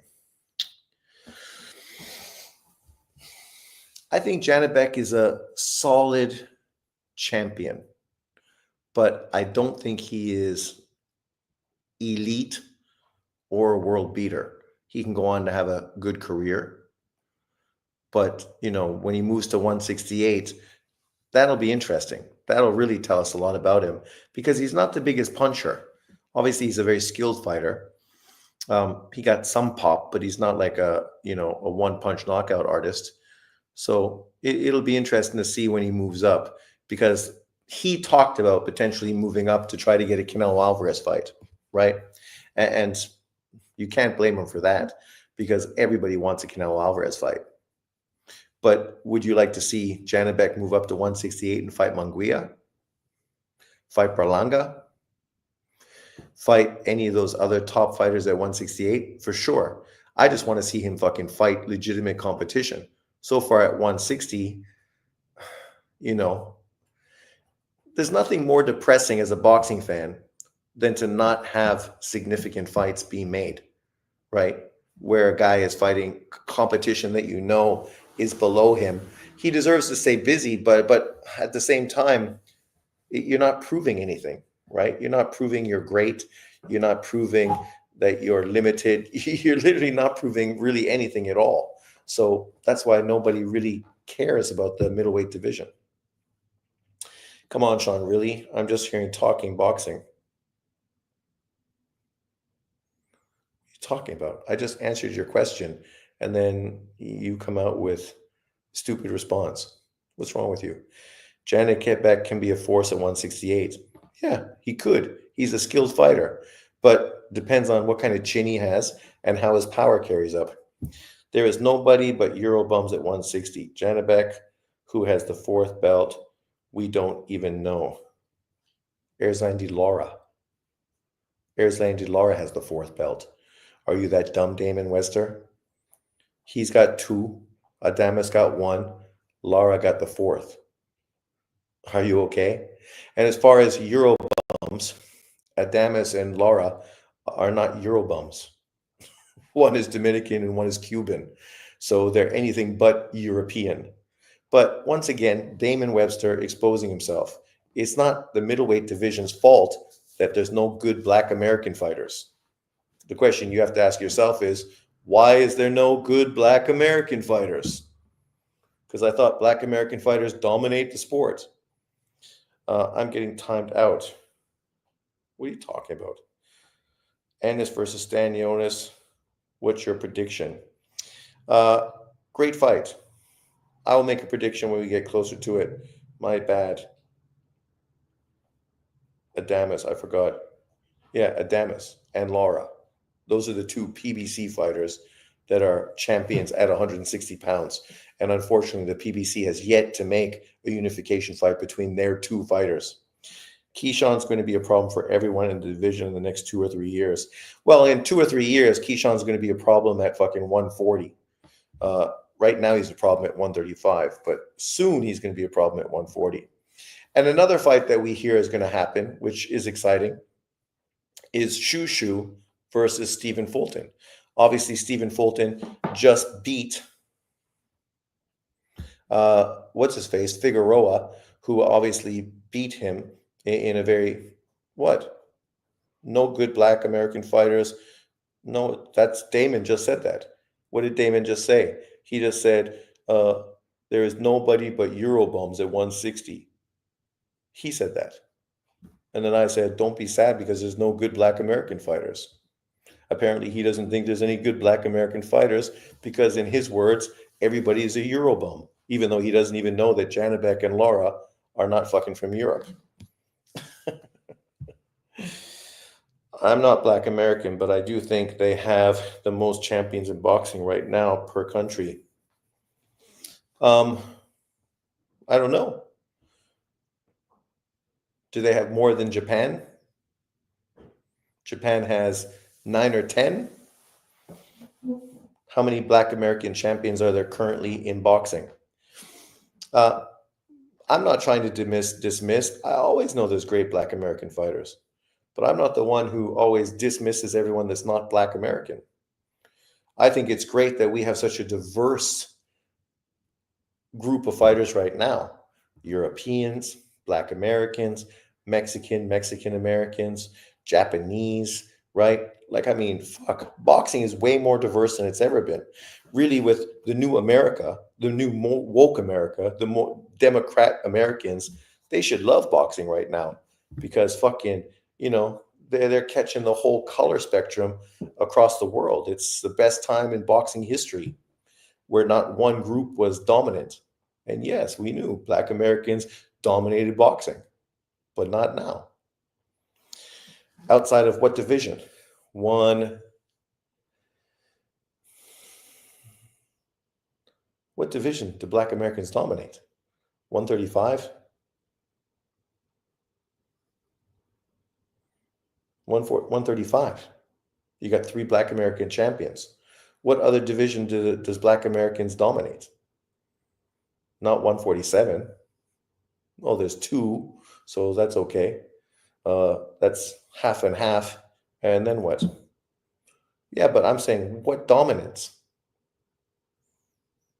What division?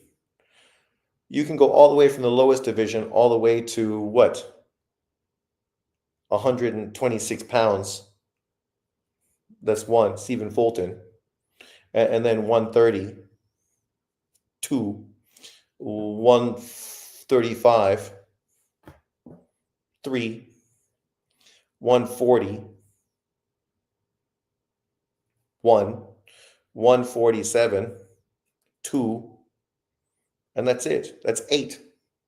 Oh, sorry, nine. What other Black American champion is there outside of that? 9 champions between 126 and 147. This small little fucking gap right there. Black Americans are doing great at 135 and 140. Yeah, exactly. 2 divisions out of fucking 15. Boxing is global now. Yeah, which is great. That's why I just don't understand. Only people pushing this whole racial narrative don't understand how significant it is now that boxing is global. And no, it was not global before. Even though no matter how many times you explain it to people, they can't get it through their heads. Some countries didn't start boxing until after World War II, when boxing was introduced to them from the American GIs, just like baseball. And then it takes decades to develop boxers and boxing programs. We dominate the BBC division. Justin Trouble. It should be Justin Trudeau. According to True School, Mirzaliev is ducking the Charles Conway smoke. I don't know if that's true or not, but I think that would be a great fight. I can understand Mirzaliev, though. He's been waiting so long to become a champion. To fight Charles Conway, he's going to make no money at all. He would like a money fight. So he obviously would like a unification fight. He'd like to fight an Ortiz or a Tim Tszyu or somebody that could generate fucking some money, right? So Black Americans dominate 118 as champions. I think Fulton is in talks with Oshaki Foster. Well, that's the conversation. We hear Oshaki Foster, but then obviously, new news now that PBC and Top Rank are working together is that he's going to fight Shushu. Regardless, I think, if he wants to go up and try to become a 3-weight world champion, great for him. It's a tough fight. Shushu's big, Oshaki's big, taller than him, longer than him, more natural at that weight class. Shushu, obviously, young, promising, 27 years old, never really had a top 10 opponent yet. So maybe it's the time to fight a Shushu now before he gets better. Espinoza is top ranked guy, much easier to make. Why is it? Damon, you just missed the whole concept that PBC and Top Rank are now working together. So there is no easier to make. If PBC and Top Rank are working together, Shushu doesn't need to chase a Top Rank fighter. He can now chase a PBC fighter, which is why we're having this conversation. And we're optimistic that now politics won't get in the way of Top Rank and PBC making fights. Impressive Tim Tszyu stoppage over Spence means he's back. Fuck no. He's already beat Tszyu. Who's already beat Tszyu? I love boxing, no matter the race. A good fight is a good fight. Exactly. That's all fucking fans are saying. Let's just make good fights and may the best man win. Because at the end of the day, that's going to tell you who the best fighter is. The man that won. Not the fucking back and forth between YouTube channels that just want to get fucking super chats. Tim Tszyu is going to knock out Spence, no doubt. Foster Fulton is actually a pretty good fight. Yeah, it's a great fight. But I think I'd prefer Shushu because I think Fulton will get beat by Oshaki, right? I'd rather see Oshaki Foster fight Navarrete or fucking Lamont Roach or the champions of that division and try to unify. Japanese count as black people now in the racial draft. I heard that because, it's just like the Black Americans are Aboriginal Americans. They were here before white people. So if that's the case, then nobody brought them over on slave boats. They were already here. So the whole slavery narrative is false because it never happened, apparently. I don't know the crazy shit people love to fucking talk, but yeah, it's some crazy shit. All irrelevant to boxing, but nonetheless, people love to say crazy shit. Justin Trouble, that's the best kind of fan. He is young, longer, bigger, and stronger. He is young, longer, bigger, and stronger. Who you mean? Shushu or Oshaki? They're both younger, longer, and stronger. But I'm not sure if Oshaki is younger than Stephen Fulton because he's not that young. He's like about 30 years old. How old Stephen Fulton? I think similar. I didn't switch up on Tank. I love boxing, no matter the race as well. No, no, no. Only certain fans are real. The other race baiters are bitter and jealous of everyone else. Pathetic. Facts. Remember Spence being hyped by the PBC prospect of the year, my ass. Everybody knew that guy was going to get fucking knocked out by Ramos. He's fucking garbage. If you ever watched any of his fucking fights on PBC undercards, it was like, this guy is trash. Like Victor Melanicki, fucking another trash fucking PBC fighter, just trying to hype them up because they're white and they're going to get the white market. What white market? This is boxing. Is there a white market? I mean, fucking, when has there been a superstar white boxer in America? Kelly Pavlik was fucking very exciting, a very good fighter. Good fighter. Was he a superstar in America? Did I miss that? I don't think he was. I know I was fucking picking Bernard Hopkins to beat him and super fucking happy when B Hop fucking exposed him. But I don't think he was ever fucking considered a superstar. That's a lie, Damon. We know what he means by longer. No, Diddy. No way. That's the real JA with the sus comments. I think Vito might be more durable, though. Maybe, but who's fucking Vito fought, right? Again, he's also fought a bunch of shit fighters. Laugh out loud. The guy just says blacks run the BBC division. Drop the link. They want to act like old media are pushing Pavlik. I don't know. Was old media pushing Pavlik? Pavlik had some good wins. Obviously, he made his name in exciting victories. And then got beat by fucking B Hop and became insignificant. I'm pretty sure that 98% of white Americans don't even know who Caleb Plant is. Fucking guaranteed. Guaranteed. The people that were supporting Caleb Plant were fucking PBC people because he was never being pushed by old media and trying to become a white superstar. It's like, come on, man. Give me a break. Always the same BS from fucking the same people, making everything racial. But as mentioned earlier, I know a fight that everyone's going to be excited about. Pacquiao versus Khan. O2 Arena, August 2025. Fuck me, man. Finally, that fight gets done after years and years and years and years of fucking speculation that, it was going to happen in the Middle East, that Muslims were going to fucking pay for it because fucking Khan is Muslim. Fuck me. Like, the fact this fight's happening now, don't get me wrong. I don't hate on old boxers fighting each other. It's like when Azuma Nelson fought fucking Jeff Fennick, and they were both well past their best. It's like when fucking Morales fought Barrera, or somebody fought Julio Cesar Chavez Sr. But, people deserve to get money if they can make money off of a fight. But I ain't going to watch that fight. I ain't fucking interested in that. I mean, Pacquiao's a shell of himself, losing to a kickboxer in Japan. I don't need to see heroes that I fucking liked watching look like shit later parts of their career. Watching that Jake Paul fight, I wish I'd never went live, because I went live, I couldn't turn it off.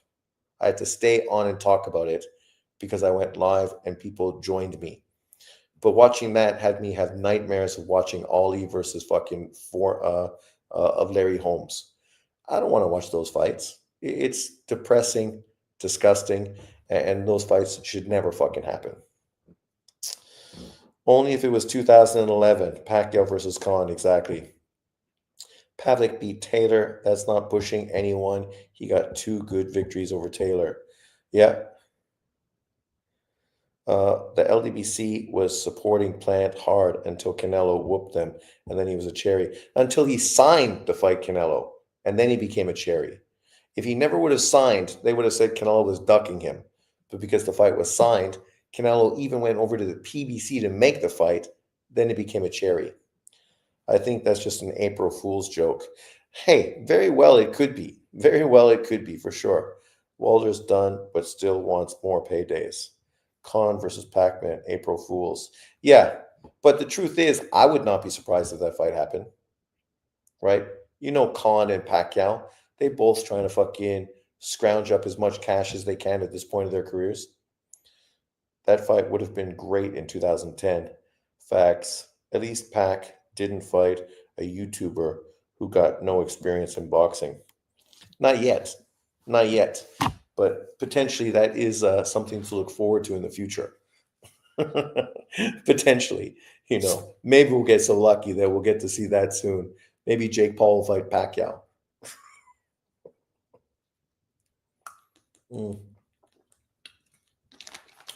Or maybe you could do Jake Paul doing a tag team versus fucking Tank Davis and Manny Pacquiao.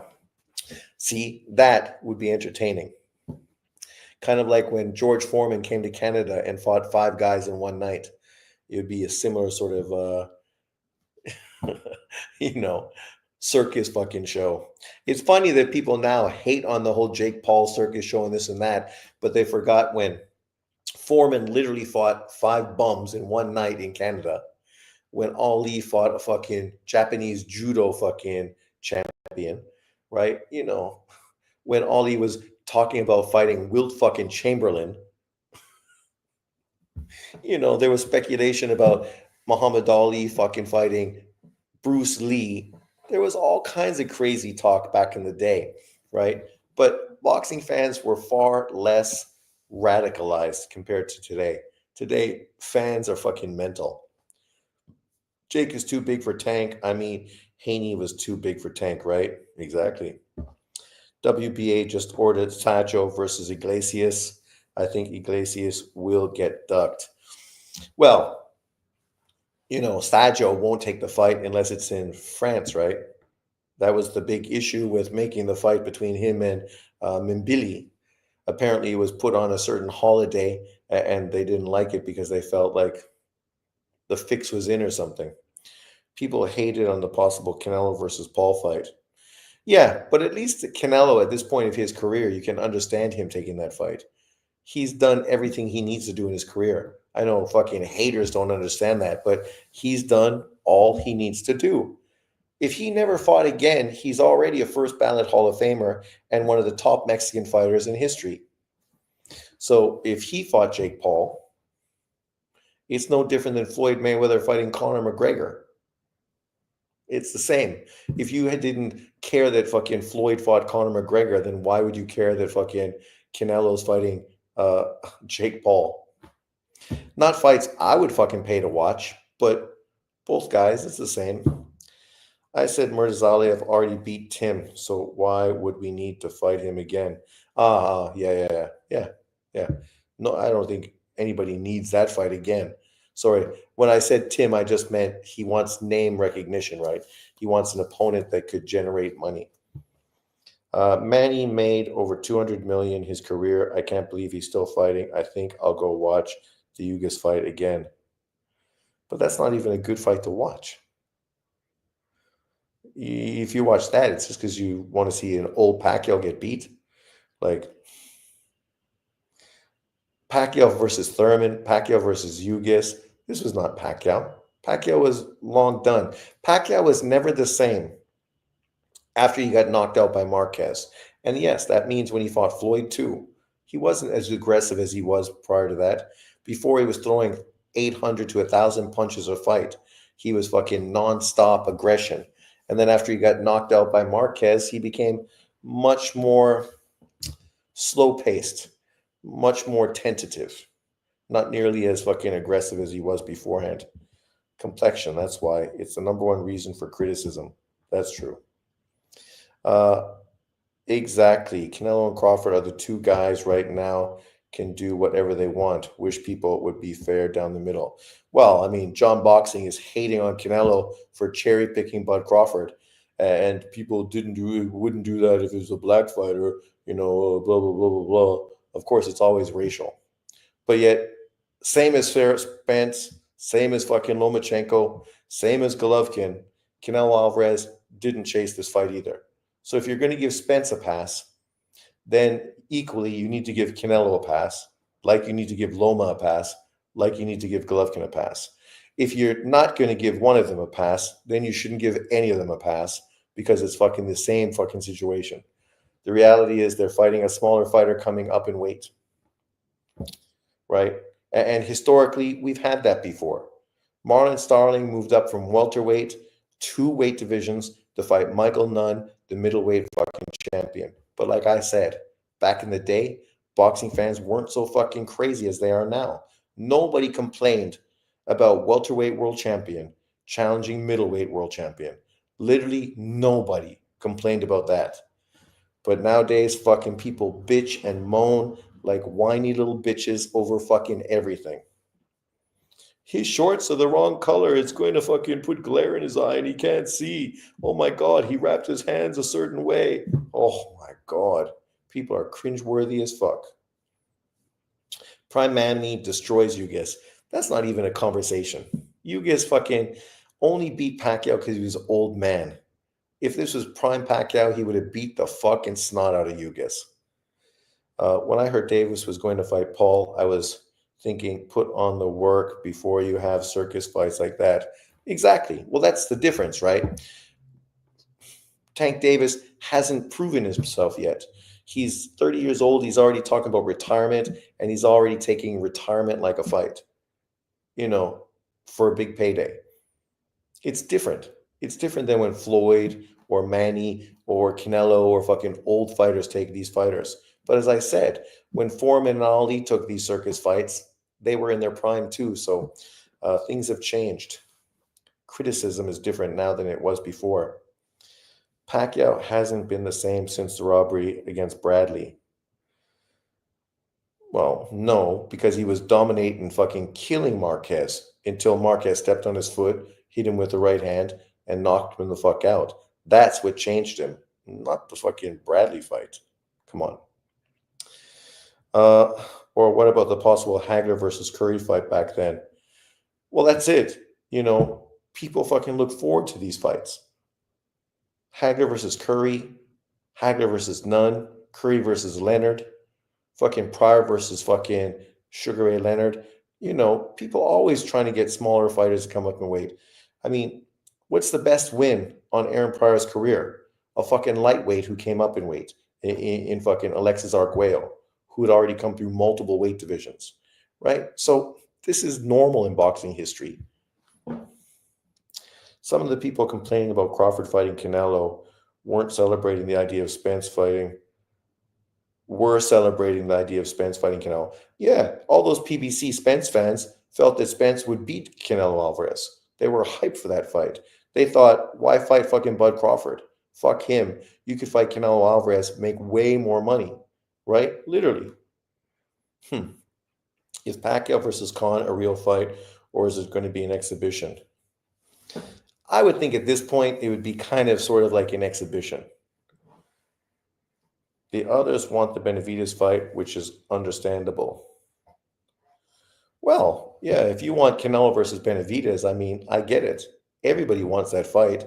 But at the same time, instead of sitting around fucking moaning and groaning and clout chasing, do something. Even Sugar Ray Robinson. Even though somebody pointed out to me the weights of the Sugar Ray Robinson, I know he went up from middleweight all the way to light heavyweight to fight Joey Maxim, right? In a one-off. But I always thought that Hammer and Hank Armstrong came up from lightweight to welterweight to fight Robinson. But when somebody talked about the weights, it was a little. See, that's the thing. Back in the day, guys jumped through weights, and their weights were all over. They had legitimate fights, not legitimate fights, world title fights, just stay busy fights, get paid fights. So weights were everywhere. So it's a little different back then. You had guys that were middleweights go up to fight heavyweights and then come back down and fight and defend their middleweight titles. So, things were a lot different back in the day. Bro, I can't wait to watch a Naoya Inoue versus MJ. There's nothing like watching the monster throw combinations. Well, he's got Cardenas, obviously in Vegas. There was talk that fight was doing bigger numbers in Vegas than the Tank Davis fight. I don't know if it's true or not, but if that happens, some Tank Davis fans going to be in their emotions. And then MJ in Japan is going to be fucking great because the people that use MJ to shit on Inoue can't use him anymore. And then maybe a ball fight in December. And then obviously the Nakatani fight in 2026. Thoughts on Bivol versus Benavidez? Will Benavidez take the 60-40 split? Well, Bivol's not going to fucking be involved in the negotiation. He's already going to do the third fight with Beterbiev. So this is just what the WBA is ordering, or sorry, the WBC. And initially the WBC ordered 70-30, and then Benavidez exposed himself again, saying they wanted it to be fucking 55, what was it, 55-45 or whatever, almost a 50-50 split, because those dudes are fucking scumbags, man. They don't really want the fight. They want fucking everything the way they want it, yet they don't bring anything to the table. Literally nothing. Bivol has all the belts. He got fucking Turkey money behind him, right? The Zone fucking network behind him. Benavidez got nothing. A network that fucking barely shows the fights. PBC that put out 5 fights in 2024. No world titles. And fought 2 fucking nobodies at 175 pounds. Morale was never a fucking legitimate 175-pound fighter, and Bostic had been retired for 4 fucking years. I mean, don't get me wrong. I have no problem with the Bivol-Benavidez fight. But the point is, why not just work with Turkey, fight on the undercard against Smith, make millions of fucking dollars, and then fight the fucking winner of Beterbiev and Bivol on a Turkey fight, making millions and millions of fucking dollars. Oh, it's not about the money. It's not about the money. But then you won't take 70-30. You want it to be almost 50-50. And now you're being offered 60-40. I hope fucking that Turkey Al-Sheikh fucking goes in and fucking wins that purse bid.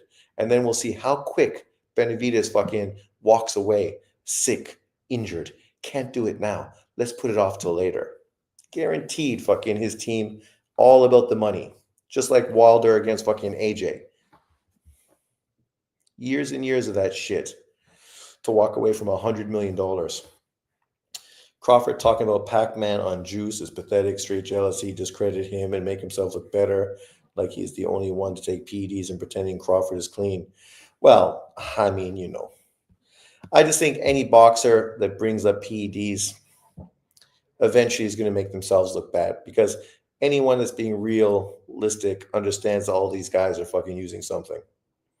I mean, anyone on Snack, there's a huge fucking question mark over all of them, because they're literally working with one of the most infamous drug cheats in American sports history. You can't walk away from that. That's like me fucking, doing business with the biggest fucking cocaine dealer in American history. And then people go, oh yeah, Sean, and I'm going to say, no, that's not true. People never keep the same energy. Some people who criticize Floyd for fighting lesser competition towards the end of their careers are giving Canelo a pass for the same, and vice versa. Well, let's be fair. Floyd Mayweather could have fought for undisputed at welterweight. He didn't. He chose to fight Andre Berto. Canelo's already undisputed, and his next opponent is a champion to become undisputed again. So he's not fighting a top competitor. Well, Floyd didn't fight Pacquiao for 8 years, wouldn't fight Tim Bradley because he was on the wrong side of the street and fought fucking bum ass opponents like fucking Ortiz, Guerrero, fucking, oh my God. It was literally bum bash after bum bash. Not one of those fights was competitive. And then fucking you fought Adrian Broner's opponent in Maidana. That was Adrian Broner's opponent. Broner should have rematched Maidana. But then we ended up having getting 2 fights of Floyd versus Maidana, as if that was a fight boxing fans wanted. Actually, fans voted for Amir Khan versus Floyd Mayweather. We didn't get that fight either. Inui is going to duck that fight. You watch and see. Oh my God, Damon. Duck what fight? MJ, the fight's already agreed to in fucking Japan. What's he going to duck? Like, see, you say you fucking don't care about race, but meanwhile, you're pushing the same bullshit as John Boxing consistently. Benavidez better take that. He needs to sit his ass down, acting like he's some sort of superstar. Bivola's undisputed. Inui has a big ego. He hears everybody saying he's ducking MJ and he's going to get the best out of him in that fight. Exactly. Cardenas is taking retirement. Doesn't sound good. Cardenas is talking about retirement. How old's that guy?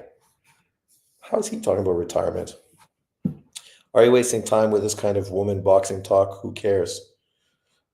Damon Wester, nah, he's going to destroy MJ, and then he's going to call him a cherry or a Eurobum. Exactly. That's exactly what Damon's going to do. Then say fucking MJ, Inui's only fighting Eurobums. And it's like, okay, where's the black American fighters that you want Inui to fight? He already beat Fulton, and that win aged fucking great because now Fulton is a 2-weight world champion who potentially might go up to fucking 130 and become a 3-weight world champion. You know, I'm hoping fucking Fulton beats Oshaki because then that win for Inui is fucking historic and nobody can talk shit after that. It's like, what do you mean? That win is more significant than any win Errol Spence has on his resume. Bivol is undisputed in a win over Canelo, yet Benavidez wants 55-45 split. His team is a joke. His team is a joke. I mean, that's why I talked to IBFP and the whole fucking breakdown he had with Canelo, exposing all that fucking bullshit. But then with Bivol, you want to ignore all that. It makes you look like you're dick riding Canelo and not being fucking straight across. Because the truth is, David Benavidez is doing the same thing fucking with Bivol that he did with Canelo. Nothing's different. So let's hold him to the same criticism in both situations, right? Because Bivol fucking is the man. Benavidez has literally done nothing. You want a payday. That's what you want. But then you say, I don't want to work with Turkey because it's not about the money. Okay. No, it's because you think maybe you're going to lose to Smith and then you won't get fucking the big payday. That's what it's about. Mirage, where are you? Why is your chicken boy fucking Benavidez fucking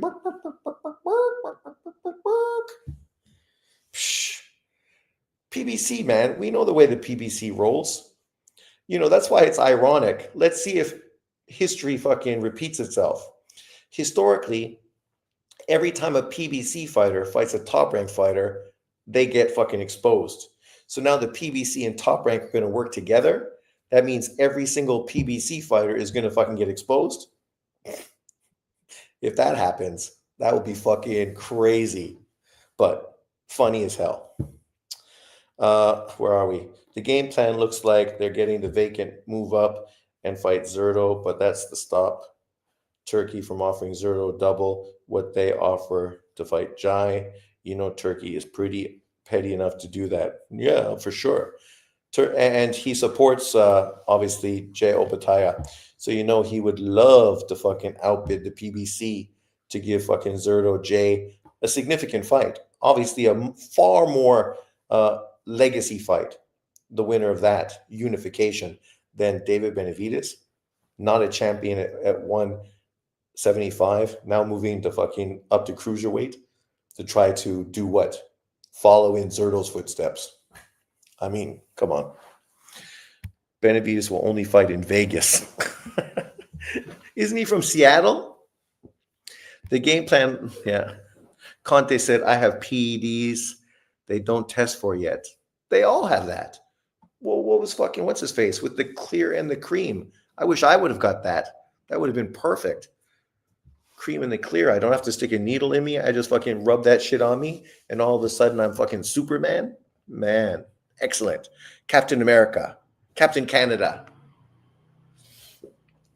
Benavidez asked for a Callum Smith fight on that undercard, got offered it, and his manager said the money was good, but they both said, no, we're Vegas fighters. Exactly. Once again, contradicting themselves. There are all kinds of substances that are performance enhancers that are legal. All these dudes are on some kind of substance. That's a fact. Whether it's recovery, whether it's fucking dropping weight more comfortably, it's always something.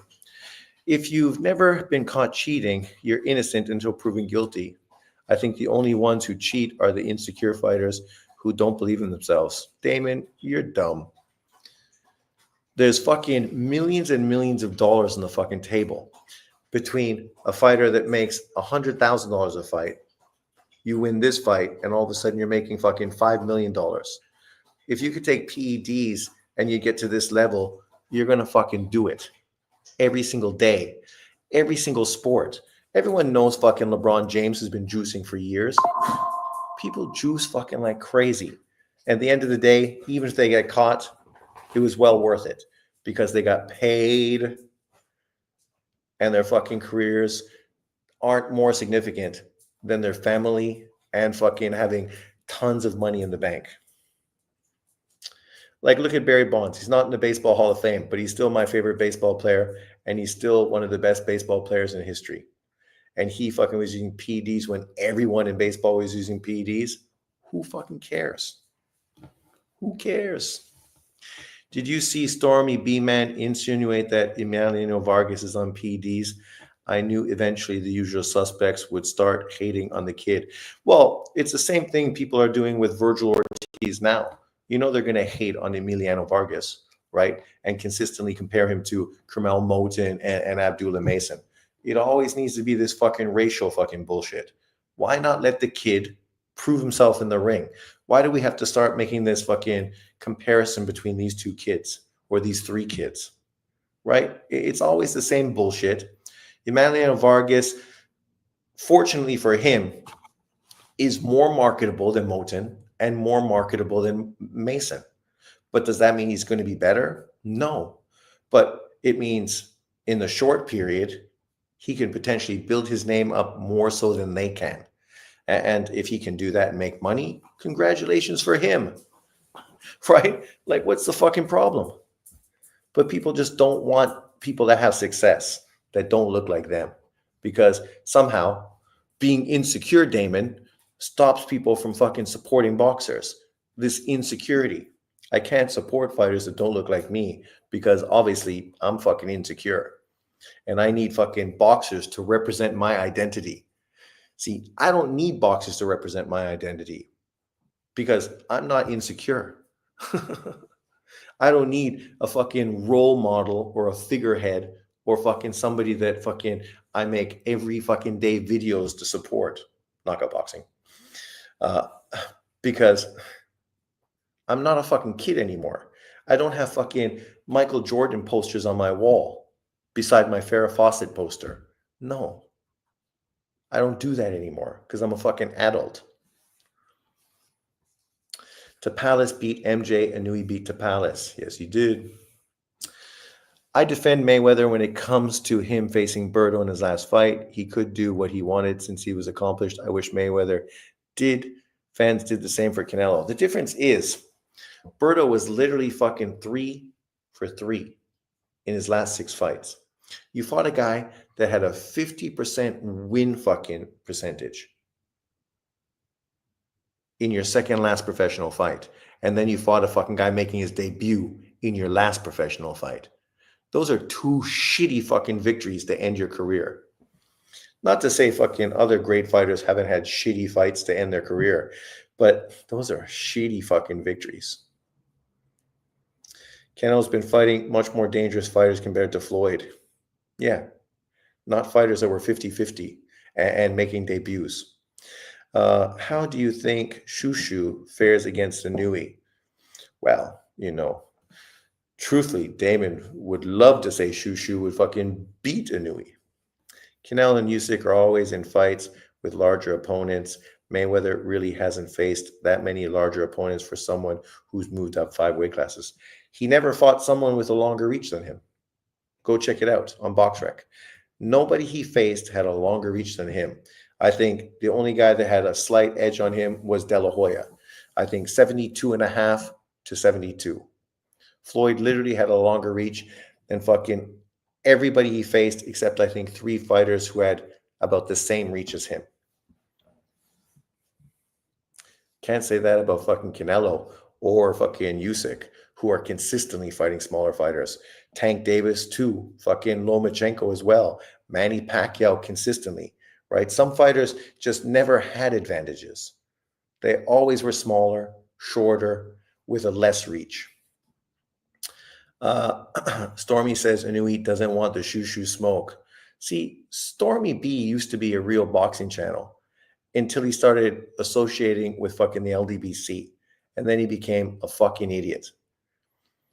Stormy B, what does Inui want to fucking even talk about Shushu for? Shushu is not even a fucking world champion. So how is he relevant? Inui fighting MJ, far more significant fight than Shushu. Him fighting Ball at 126 pounds, far more significant. Ball is a fucking world champion, unlike Shushu. Him fighting Junto Nakatani, far more significant. Junto's a 3-weight world champion. You have 3 opponents that are way more significant at this point than Shushu Carrington. And I like Shushu. Kid's mature, well-spoken. I think he's going to be a great fighter in the future. But you got to fucking do something. You're 27 years old, right? You're 27. Inui was already a 3-weight world champion by the time he was fucking 27. Anti-Trump as fuck, salute. You heard the super soldier serum. Conte has super fighter serum. Exactly. I don't think Shushu has a chance in Japan. Oh, okay, it's Japan. But if it was in America, Inui is allowed to take certain PEDs. See, once again, Damon showing you how stupid he is. Damon, there are no PEDs in fucking Japan that are legal. I guarantee you, Japan's drug standards are way stricter than fucking the US. In the US, getting drugs from Mexico across the border is fucking as easy as this. In Japan, you're not bringing illegal fucking drugs into the country. No, anything that's on the banned list is not fucking coming across the border because it's an island, right? You obviously never traveled in Asia. I live in Taiwan. That shit ain't happening. Not fucking even close. Fucking certain PEDs that are legal, okay? And the way he wraps his hands stacking in the US, better in the US. Actually, in Vegas, he's allowed to wrap his hands the exact same way he does in fucking Japan. You should know that because it's already been exposed. There are several states in the US where what he does, double stacking his wraps, it is fucking completely legal. Once again, Inui's already fought several times in the US. This is going to be his 4th, I think. 3rd, 4th? I guess all the great fighters are insecure, Damon. Ha ha ha, you got your excuses ready as your lies as well. Exactly, right? Barry Bonds is the greatest. Okay, Sean, prove it then. Everyone is doing it. Stop it with things you'll do. That's opinion. Oh my God. But meanwhile, you fucking just said something stupid about the monster using fucking PEDs that are legal in Japan. The monster has y'all shook, huh? Totally. Why does the Canelo haters criticize him cherry picking skull but gets paid $100 million for a fight? But when other black fighters like Floyd does it, he gets a pass. Why does the Canelo hater criticize him cherry pick skull but gets $100 million for the fight? But when other black fighters like Floyd does it, he gets a pass. Don't even know what you're talking about. Canelo is fighting Skull to get that last belt so that when Bud Crawford fights him, Bud Crawford potentially can become a 3-weight undisputed champion. This fight, the Skull fight, benefits Bud Crawford more than it benefits fucking Canelo Alvarez. Because if Canelo loses to Bud Crawford is going to do something historically that probably will never be duplicated again, becoming a 3-weight undisputed champion. And fighting Canelo definitely does not help fucking Canelo's legacy. Neither does Skull. MJ told Nike, don't put that rainbow on my shoes. Good. But never was at a disadvantage. They all shitty, but I have to keep it honest, especially if you're an ATG. I hate Mayweather. Berto was a shitty opponent, though. Shitty. The monster can take certain substance that's legal in Japan. He stacks his reps. He got exposed in the Fulton fight. Fulton's trainer caught it. No, once again, Damon, you fucking are the quintessential fucking victim, right? The quintessential fucking victim. I know I'm black, I'm American, I must be a victim. Okay, keep telling yourself that, and you'll keep being a victim. Yep, Shushu needs to get the belt at 126. He really wants to fight Inui. Inui is getting hate because he's on top. The guy is skilled, exciting, but not black. The LDBC won't support him. Exactly. Inui did travel all the way to the US to see Shushu, Sean. I think he cares more than you. Actually, no. He went to New York for the Boxing Hall of Fame, something else. And then the Shushu fight happened to be happening that same night in the same city. And being affiliated with Top Rank, he got free tickets, so he went. He didn't really go fucking because he wanted to see Shushu. But okay, keep telling yourself that. Inui is on sushi roids. Exactly. The way Inui raps does not create a cast, and don't forget to mention that accepts the raps the way Team Fulton wanted, and he still mopped the floor with them. Damon won't say that, though, because that exposes the whole fucking cheating narrative. These are the same people that talked about fucking Tyson Fury cheating Wilder, yet then they went and fought fucking Fury again and got fucking whooped in the same fashion. Japan's the most strict country in boxing when it comes to drug testing. Shit, they can't even use a sauna. I know, Drunk Irishman, you can't tell fucking people like Damon that because he's a victim, right? Poor victims, victim mentality. Everyone's against us. Everybody hates us. Poor us. Oh my God. Japan, oh yes, you know, they're fucking using that legal steroids. Legal steroids. What the fuck's a legal steroid? When they can't beat them, they accuse them of using PEDs. I got to go back and watch it. I don't remember him doing it the way Fulton did it. He did. And then again, I slightly remember vaguely, so you might be right. The whole point of wrapping your hands is to protect them. Creating a cast is good for me. Creating a cast is good for me. Oh, yes, he did, my friend. Even Blue Blood reported Shushu should go Espinoza. It's easier to make on Top Rank. Once again, Damon doesn't listen. We just literally talked about how the PBC and Top Rank are working together,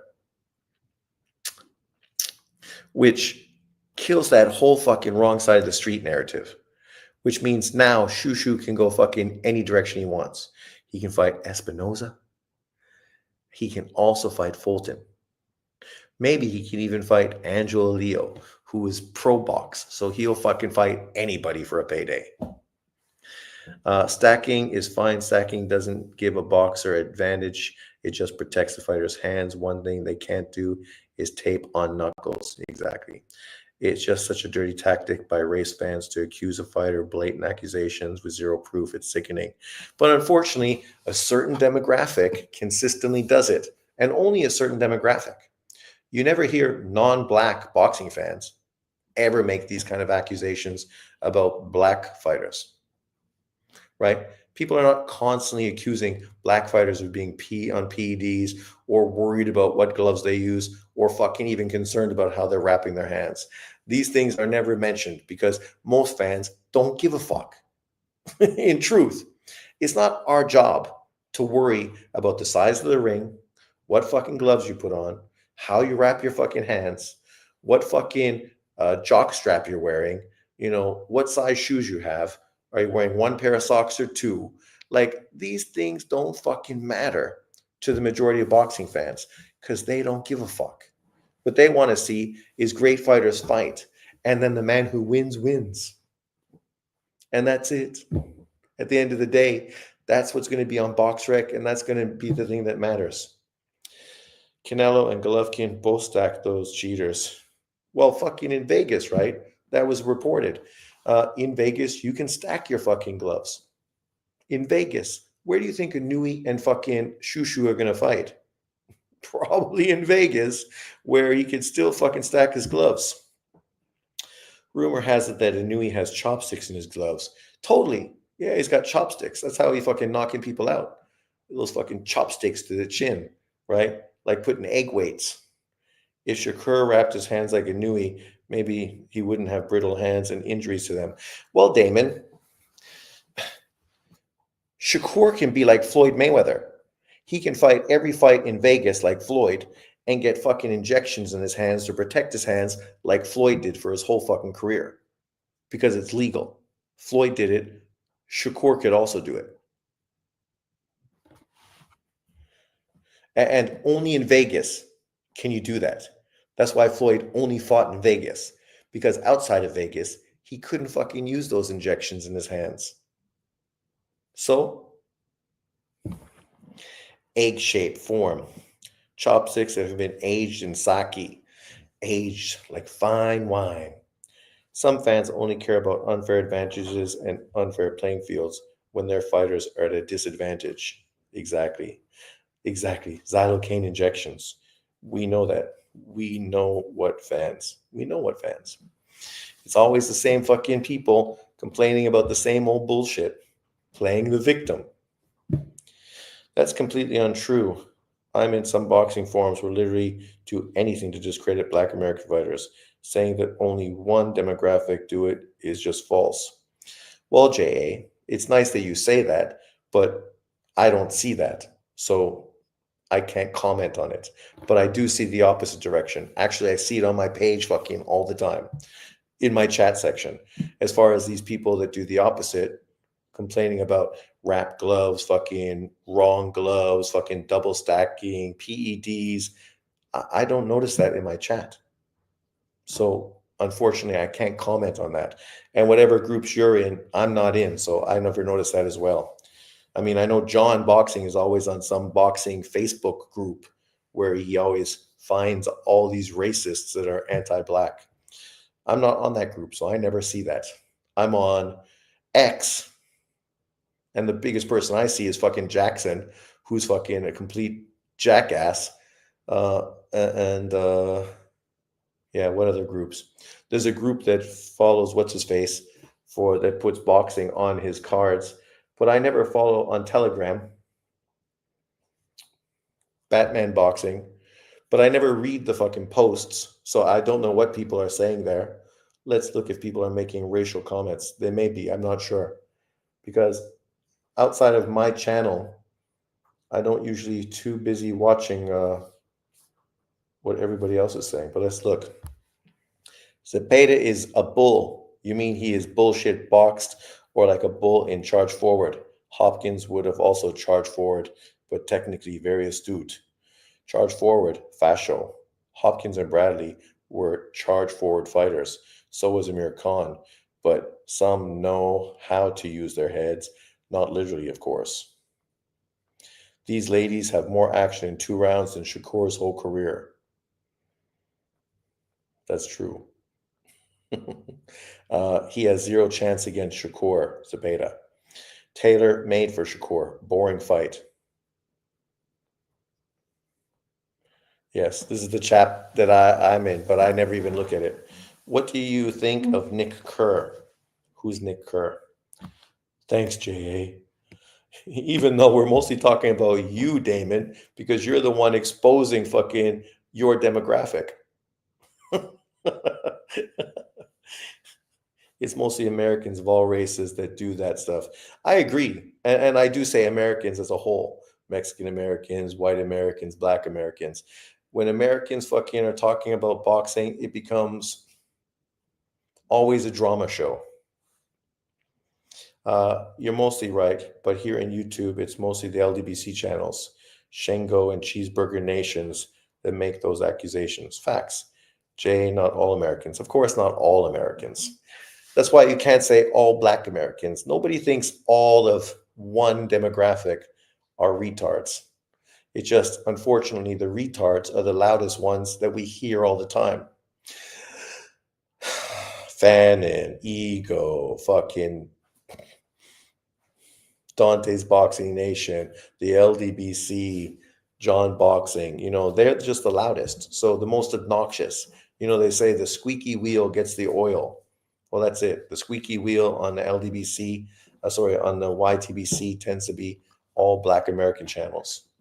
I know John tries to say other ones, but maybe I don't watch them, or maybe they no longer are around. What's up, Lily? Pressure fighters generally do good against pure boxers. Hey, he's never been caught cheating, so he's doing something right. It's just my opinion. You didn't fall for it, Sean. I didn't see. And then he wrapped his hands exactly how Fulton team asked at the end and still slept him. Damon, your opinion is based on zero proof, which makes it hard to respect, brother. Everything is perspective. I used to believe it was just the LDBC channels that are racially driven, but the more I got into the stuff, I realized it happens across the board. Yeah, I don't doubt you. I know there were channels that were very racially, but I never really watched them. So I didn't have much to say about them. All I know is originally when I responded, I was mostly responding to Floyd Mayweather fans. My channel was built off of responding to Floyd Mayweather fans who called me a racist because I supported Pacquiao. So maybe that's what left mostly me directed in this direction. And then the LDBC came around. Is that a German Shepherd? No, she is a Taiwan Tugo, so some sort of mix. But she does kind of look like a midget German Shepherd. But my next door neighbor, he's not my next door neighbor, has a German Shepherd. That German Shepherd does not like Lily at all. Stop capping. They wrapped how Fulton's team asked at the end and still made him sleep. What, we're still fucking acting as if Inui's cheating, even though it's been proven, if you watch the fight, that they commented in the fight, literally stating that he wrapped his hands differently. You're right. These disgusting channels ran by Latinos like Southpaw, even though it's ironic, Southpaw, he mostly defends black American fighters, not really Latino fighters. Right? Like, I don't know even who listens to that guy. That guy is a fucking mental case. Feelings over facts for these clowns.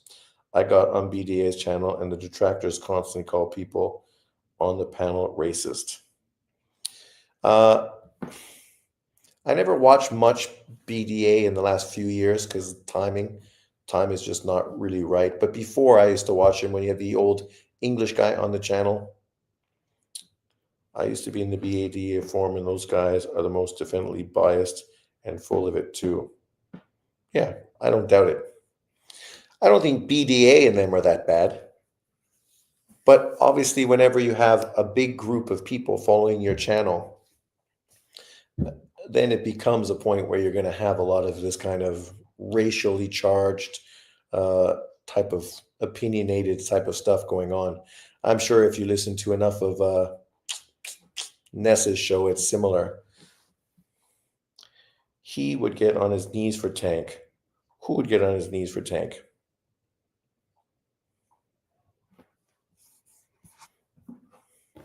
Who?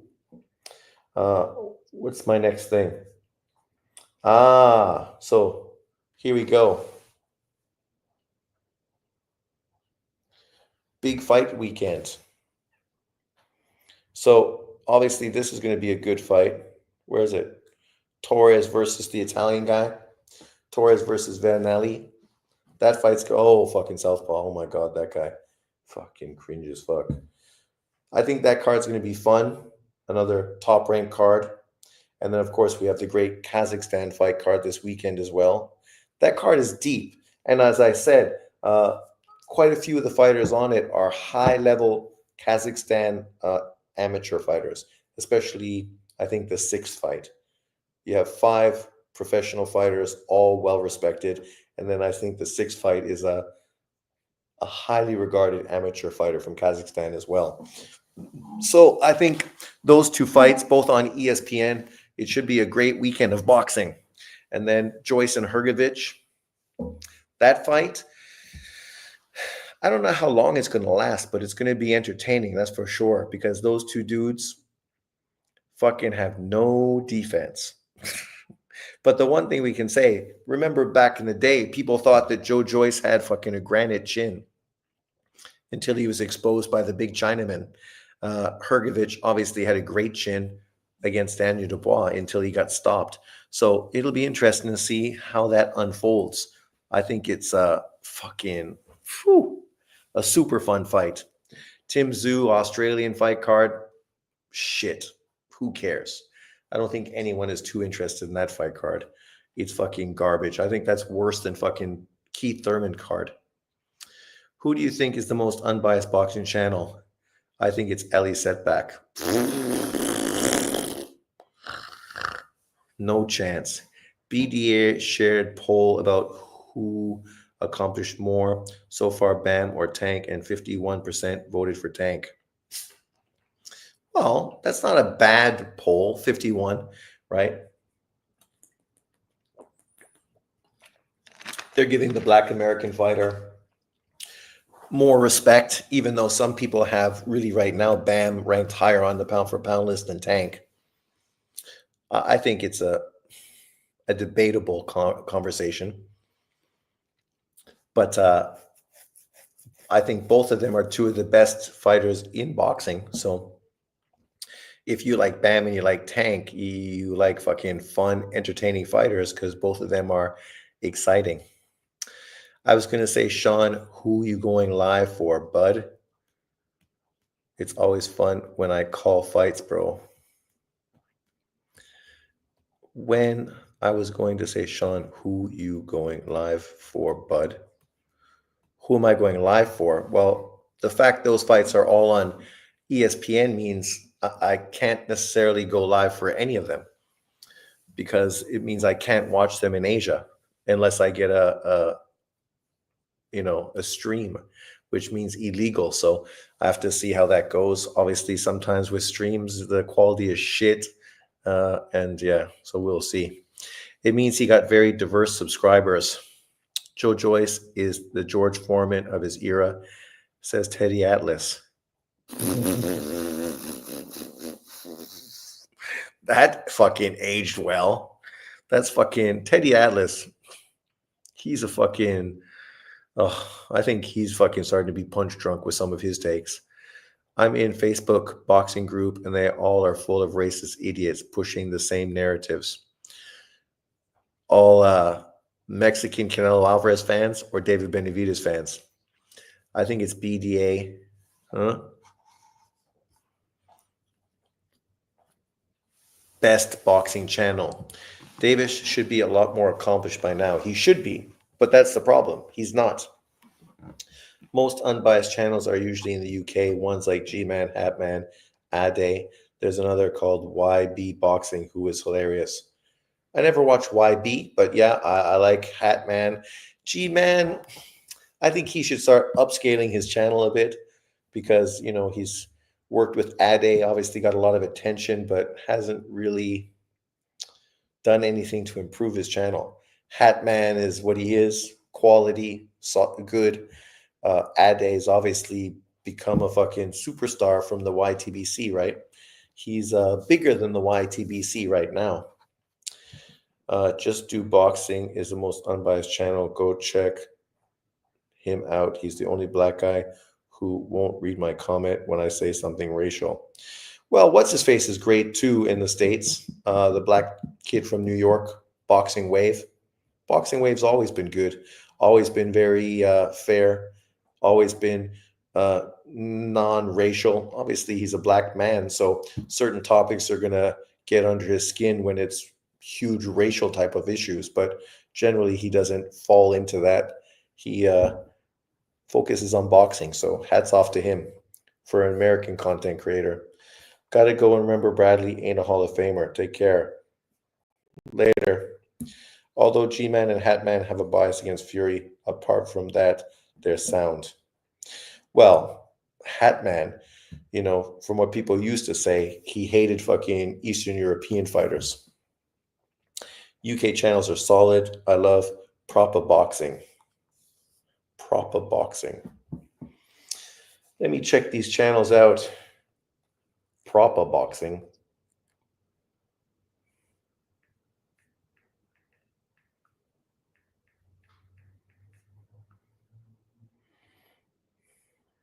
Proper boxing. 150,000 subscribers. Subscribe. Am I subscribed? Oh, maybe I'm subscribed to him already. He always got the white and red backgrounds. And what was the other one? YB? Somebody boxing? Where's that? YB boxing. YB boxing channel. Oh, that guy. He's a little much. I tried to watch him a couple times, but he becomes a little fucking hard to take with his crazy fucking takes and crazy attitudes. But okay, I'll give him another take. But yeah, he comes across like he's from fucking London. London. You know those London guys. Fucking wankers. Proper boxing is fire. Fight discipline channels, but I'm not a fan. Fight disciplines, yeah. I mean, I watch them. They're obviously good, but something about those two guys, they just seem biased and it's hard to fucking take them seriously. Bruce Gas got an unbiased channel. Bruce Gas. Is he the opposite of Bruce Vane?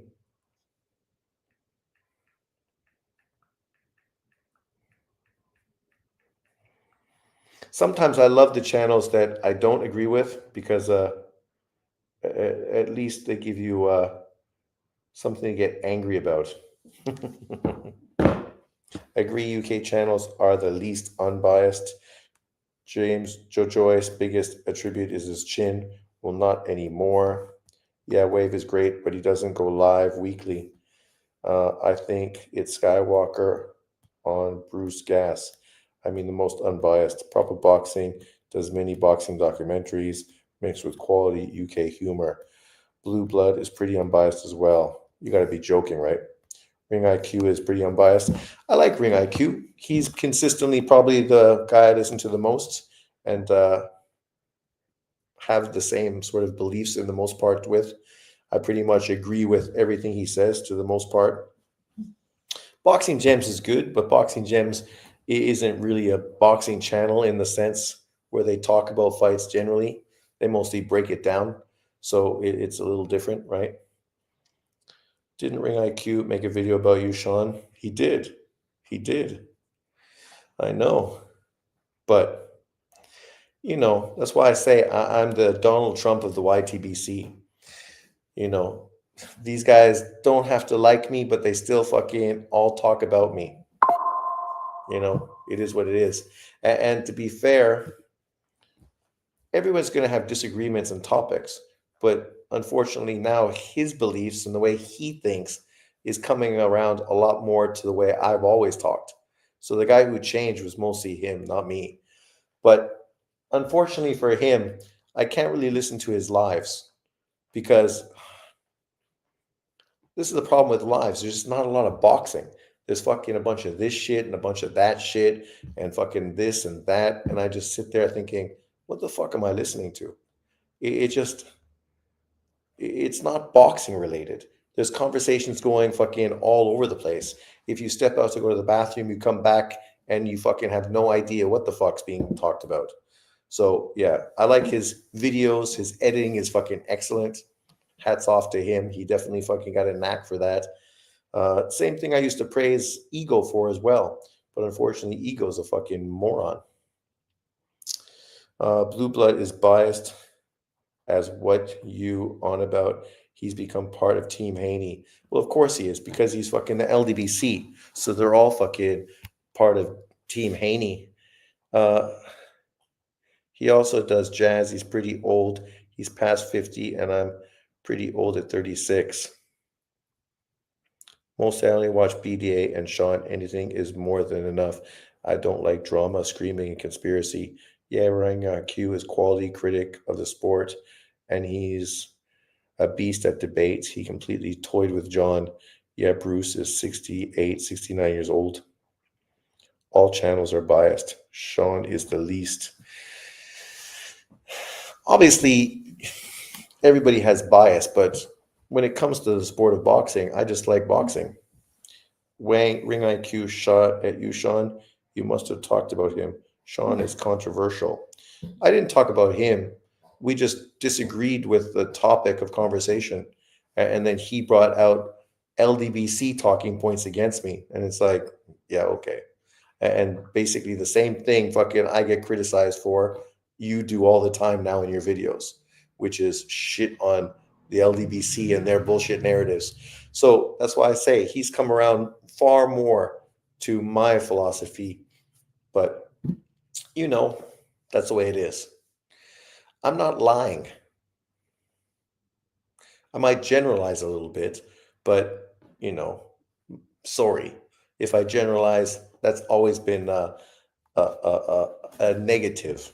I generalize a little bit. But I just assume people are not stupid and they understand that a generalization doesn't encompass fucking everybody. It is a significant part, but not fucking the whole. But unfortunately, sometimes you need to fucking spoon-fed certain people. Newton is one of the OGs on YouTube. OG. Fuck. I'm still waiting for fucking 78 to send me the plane ticket to visit him in fucking uh, Milwaukee. Where is he?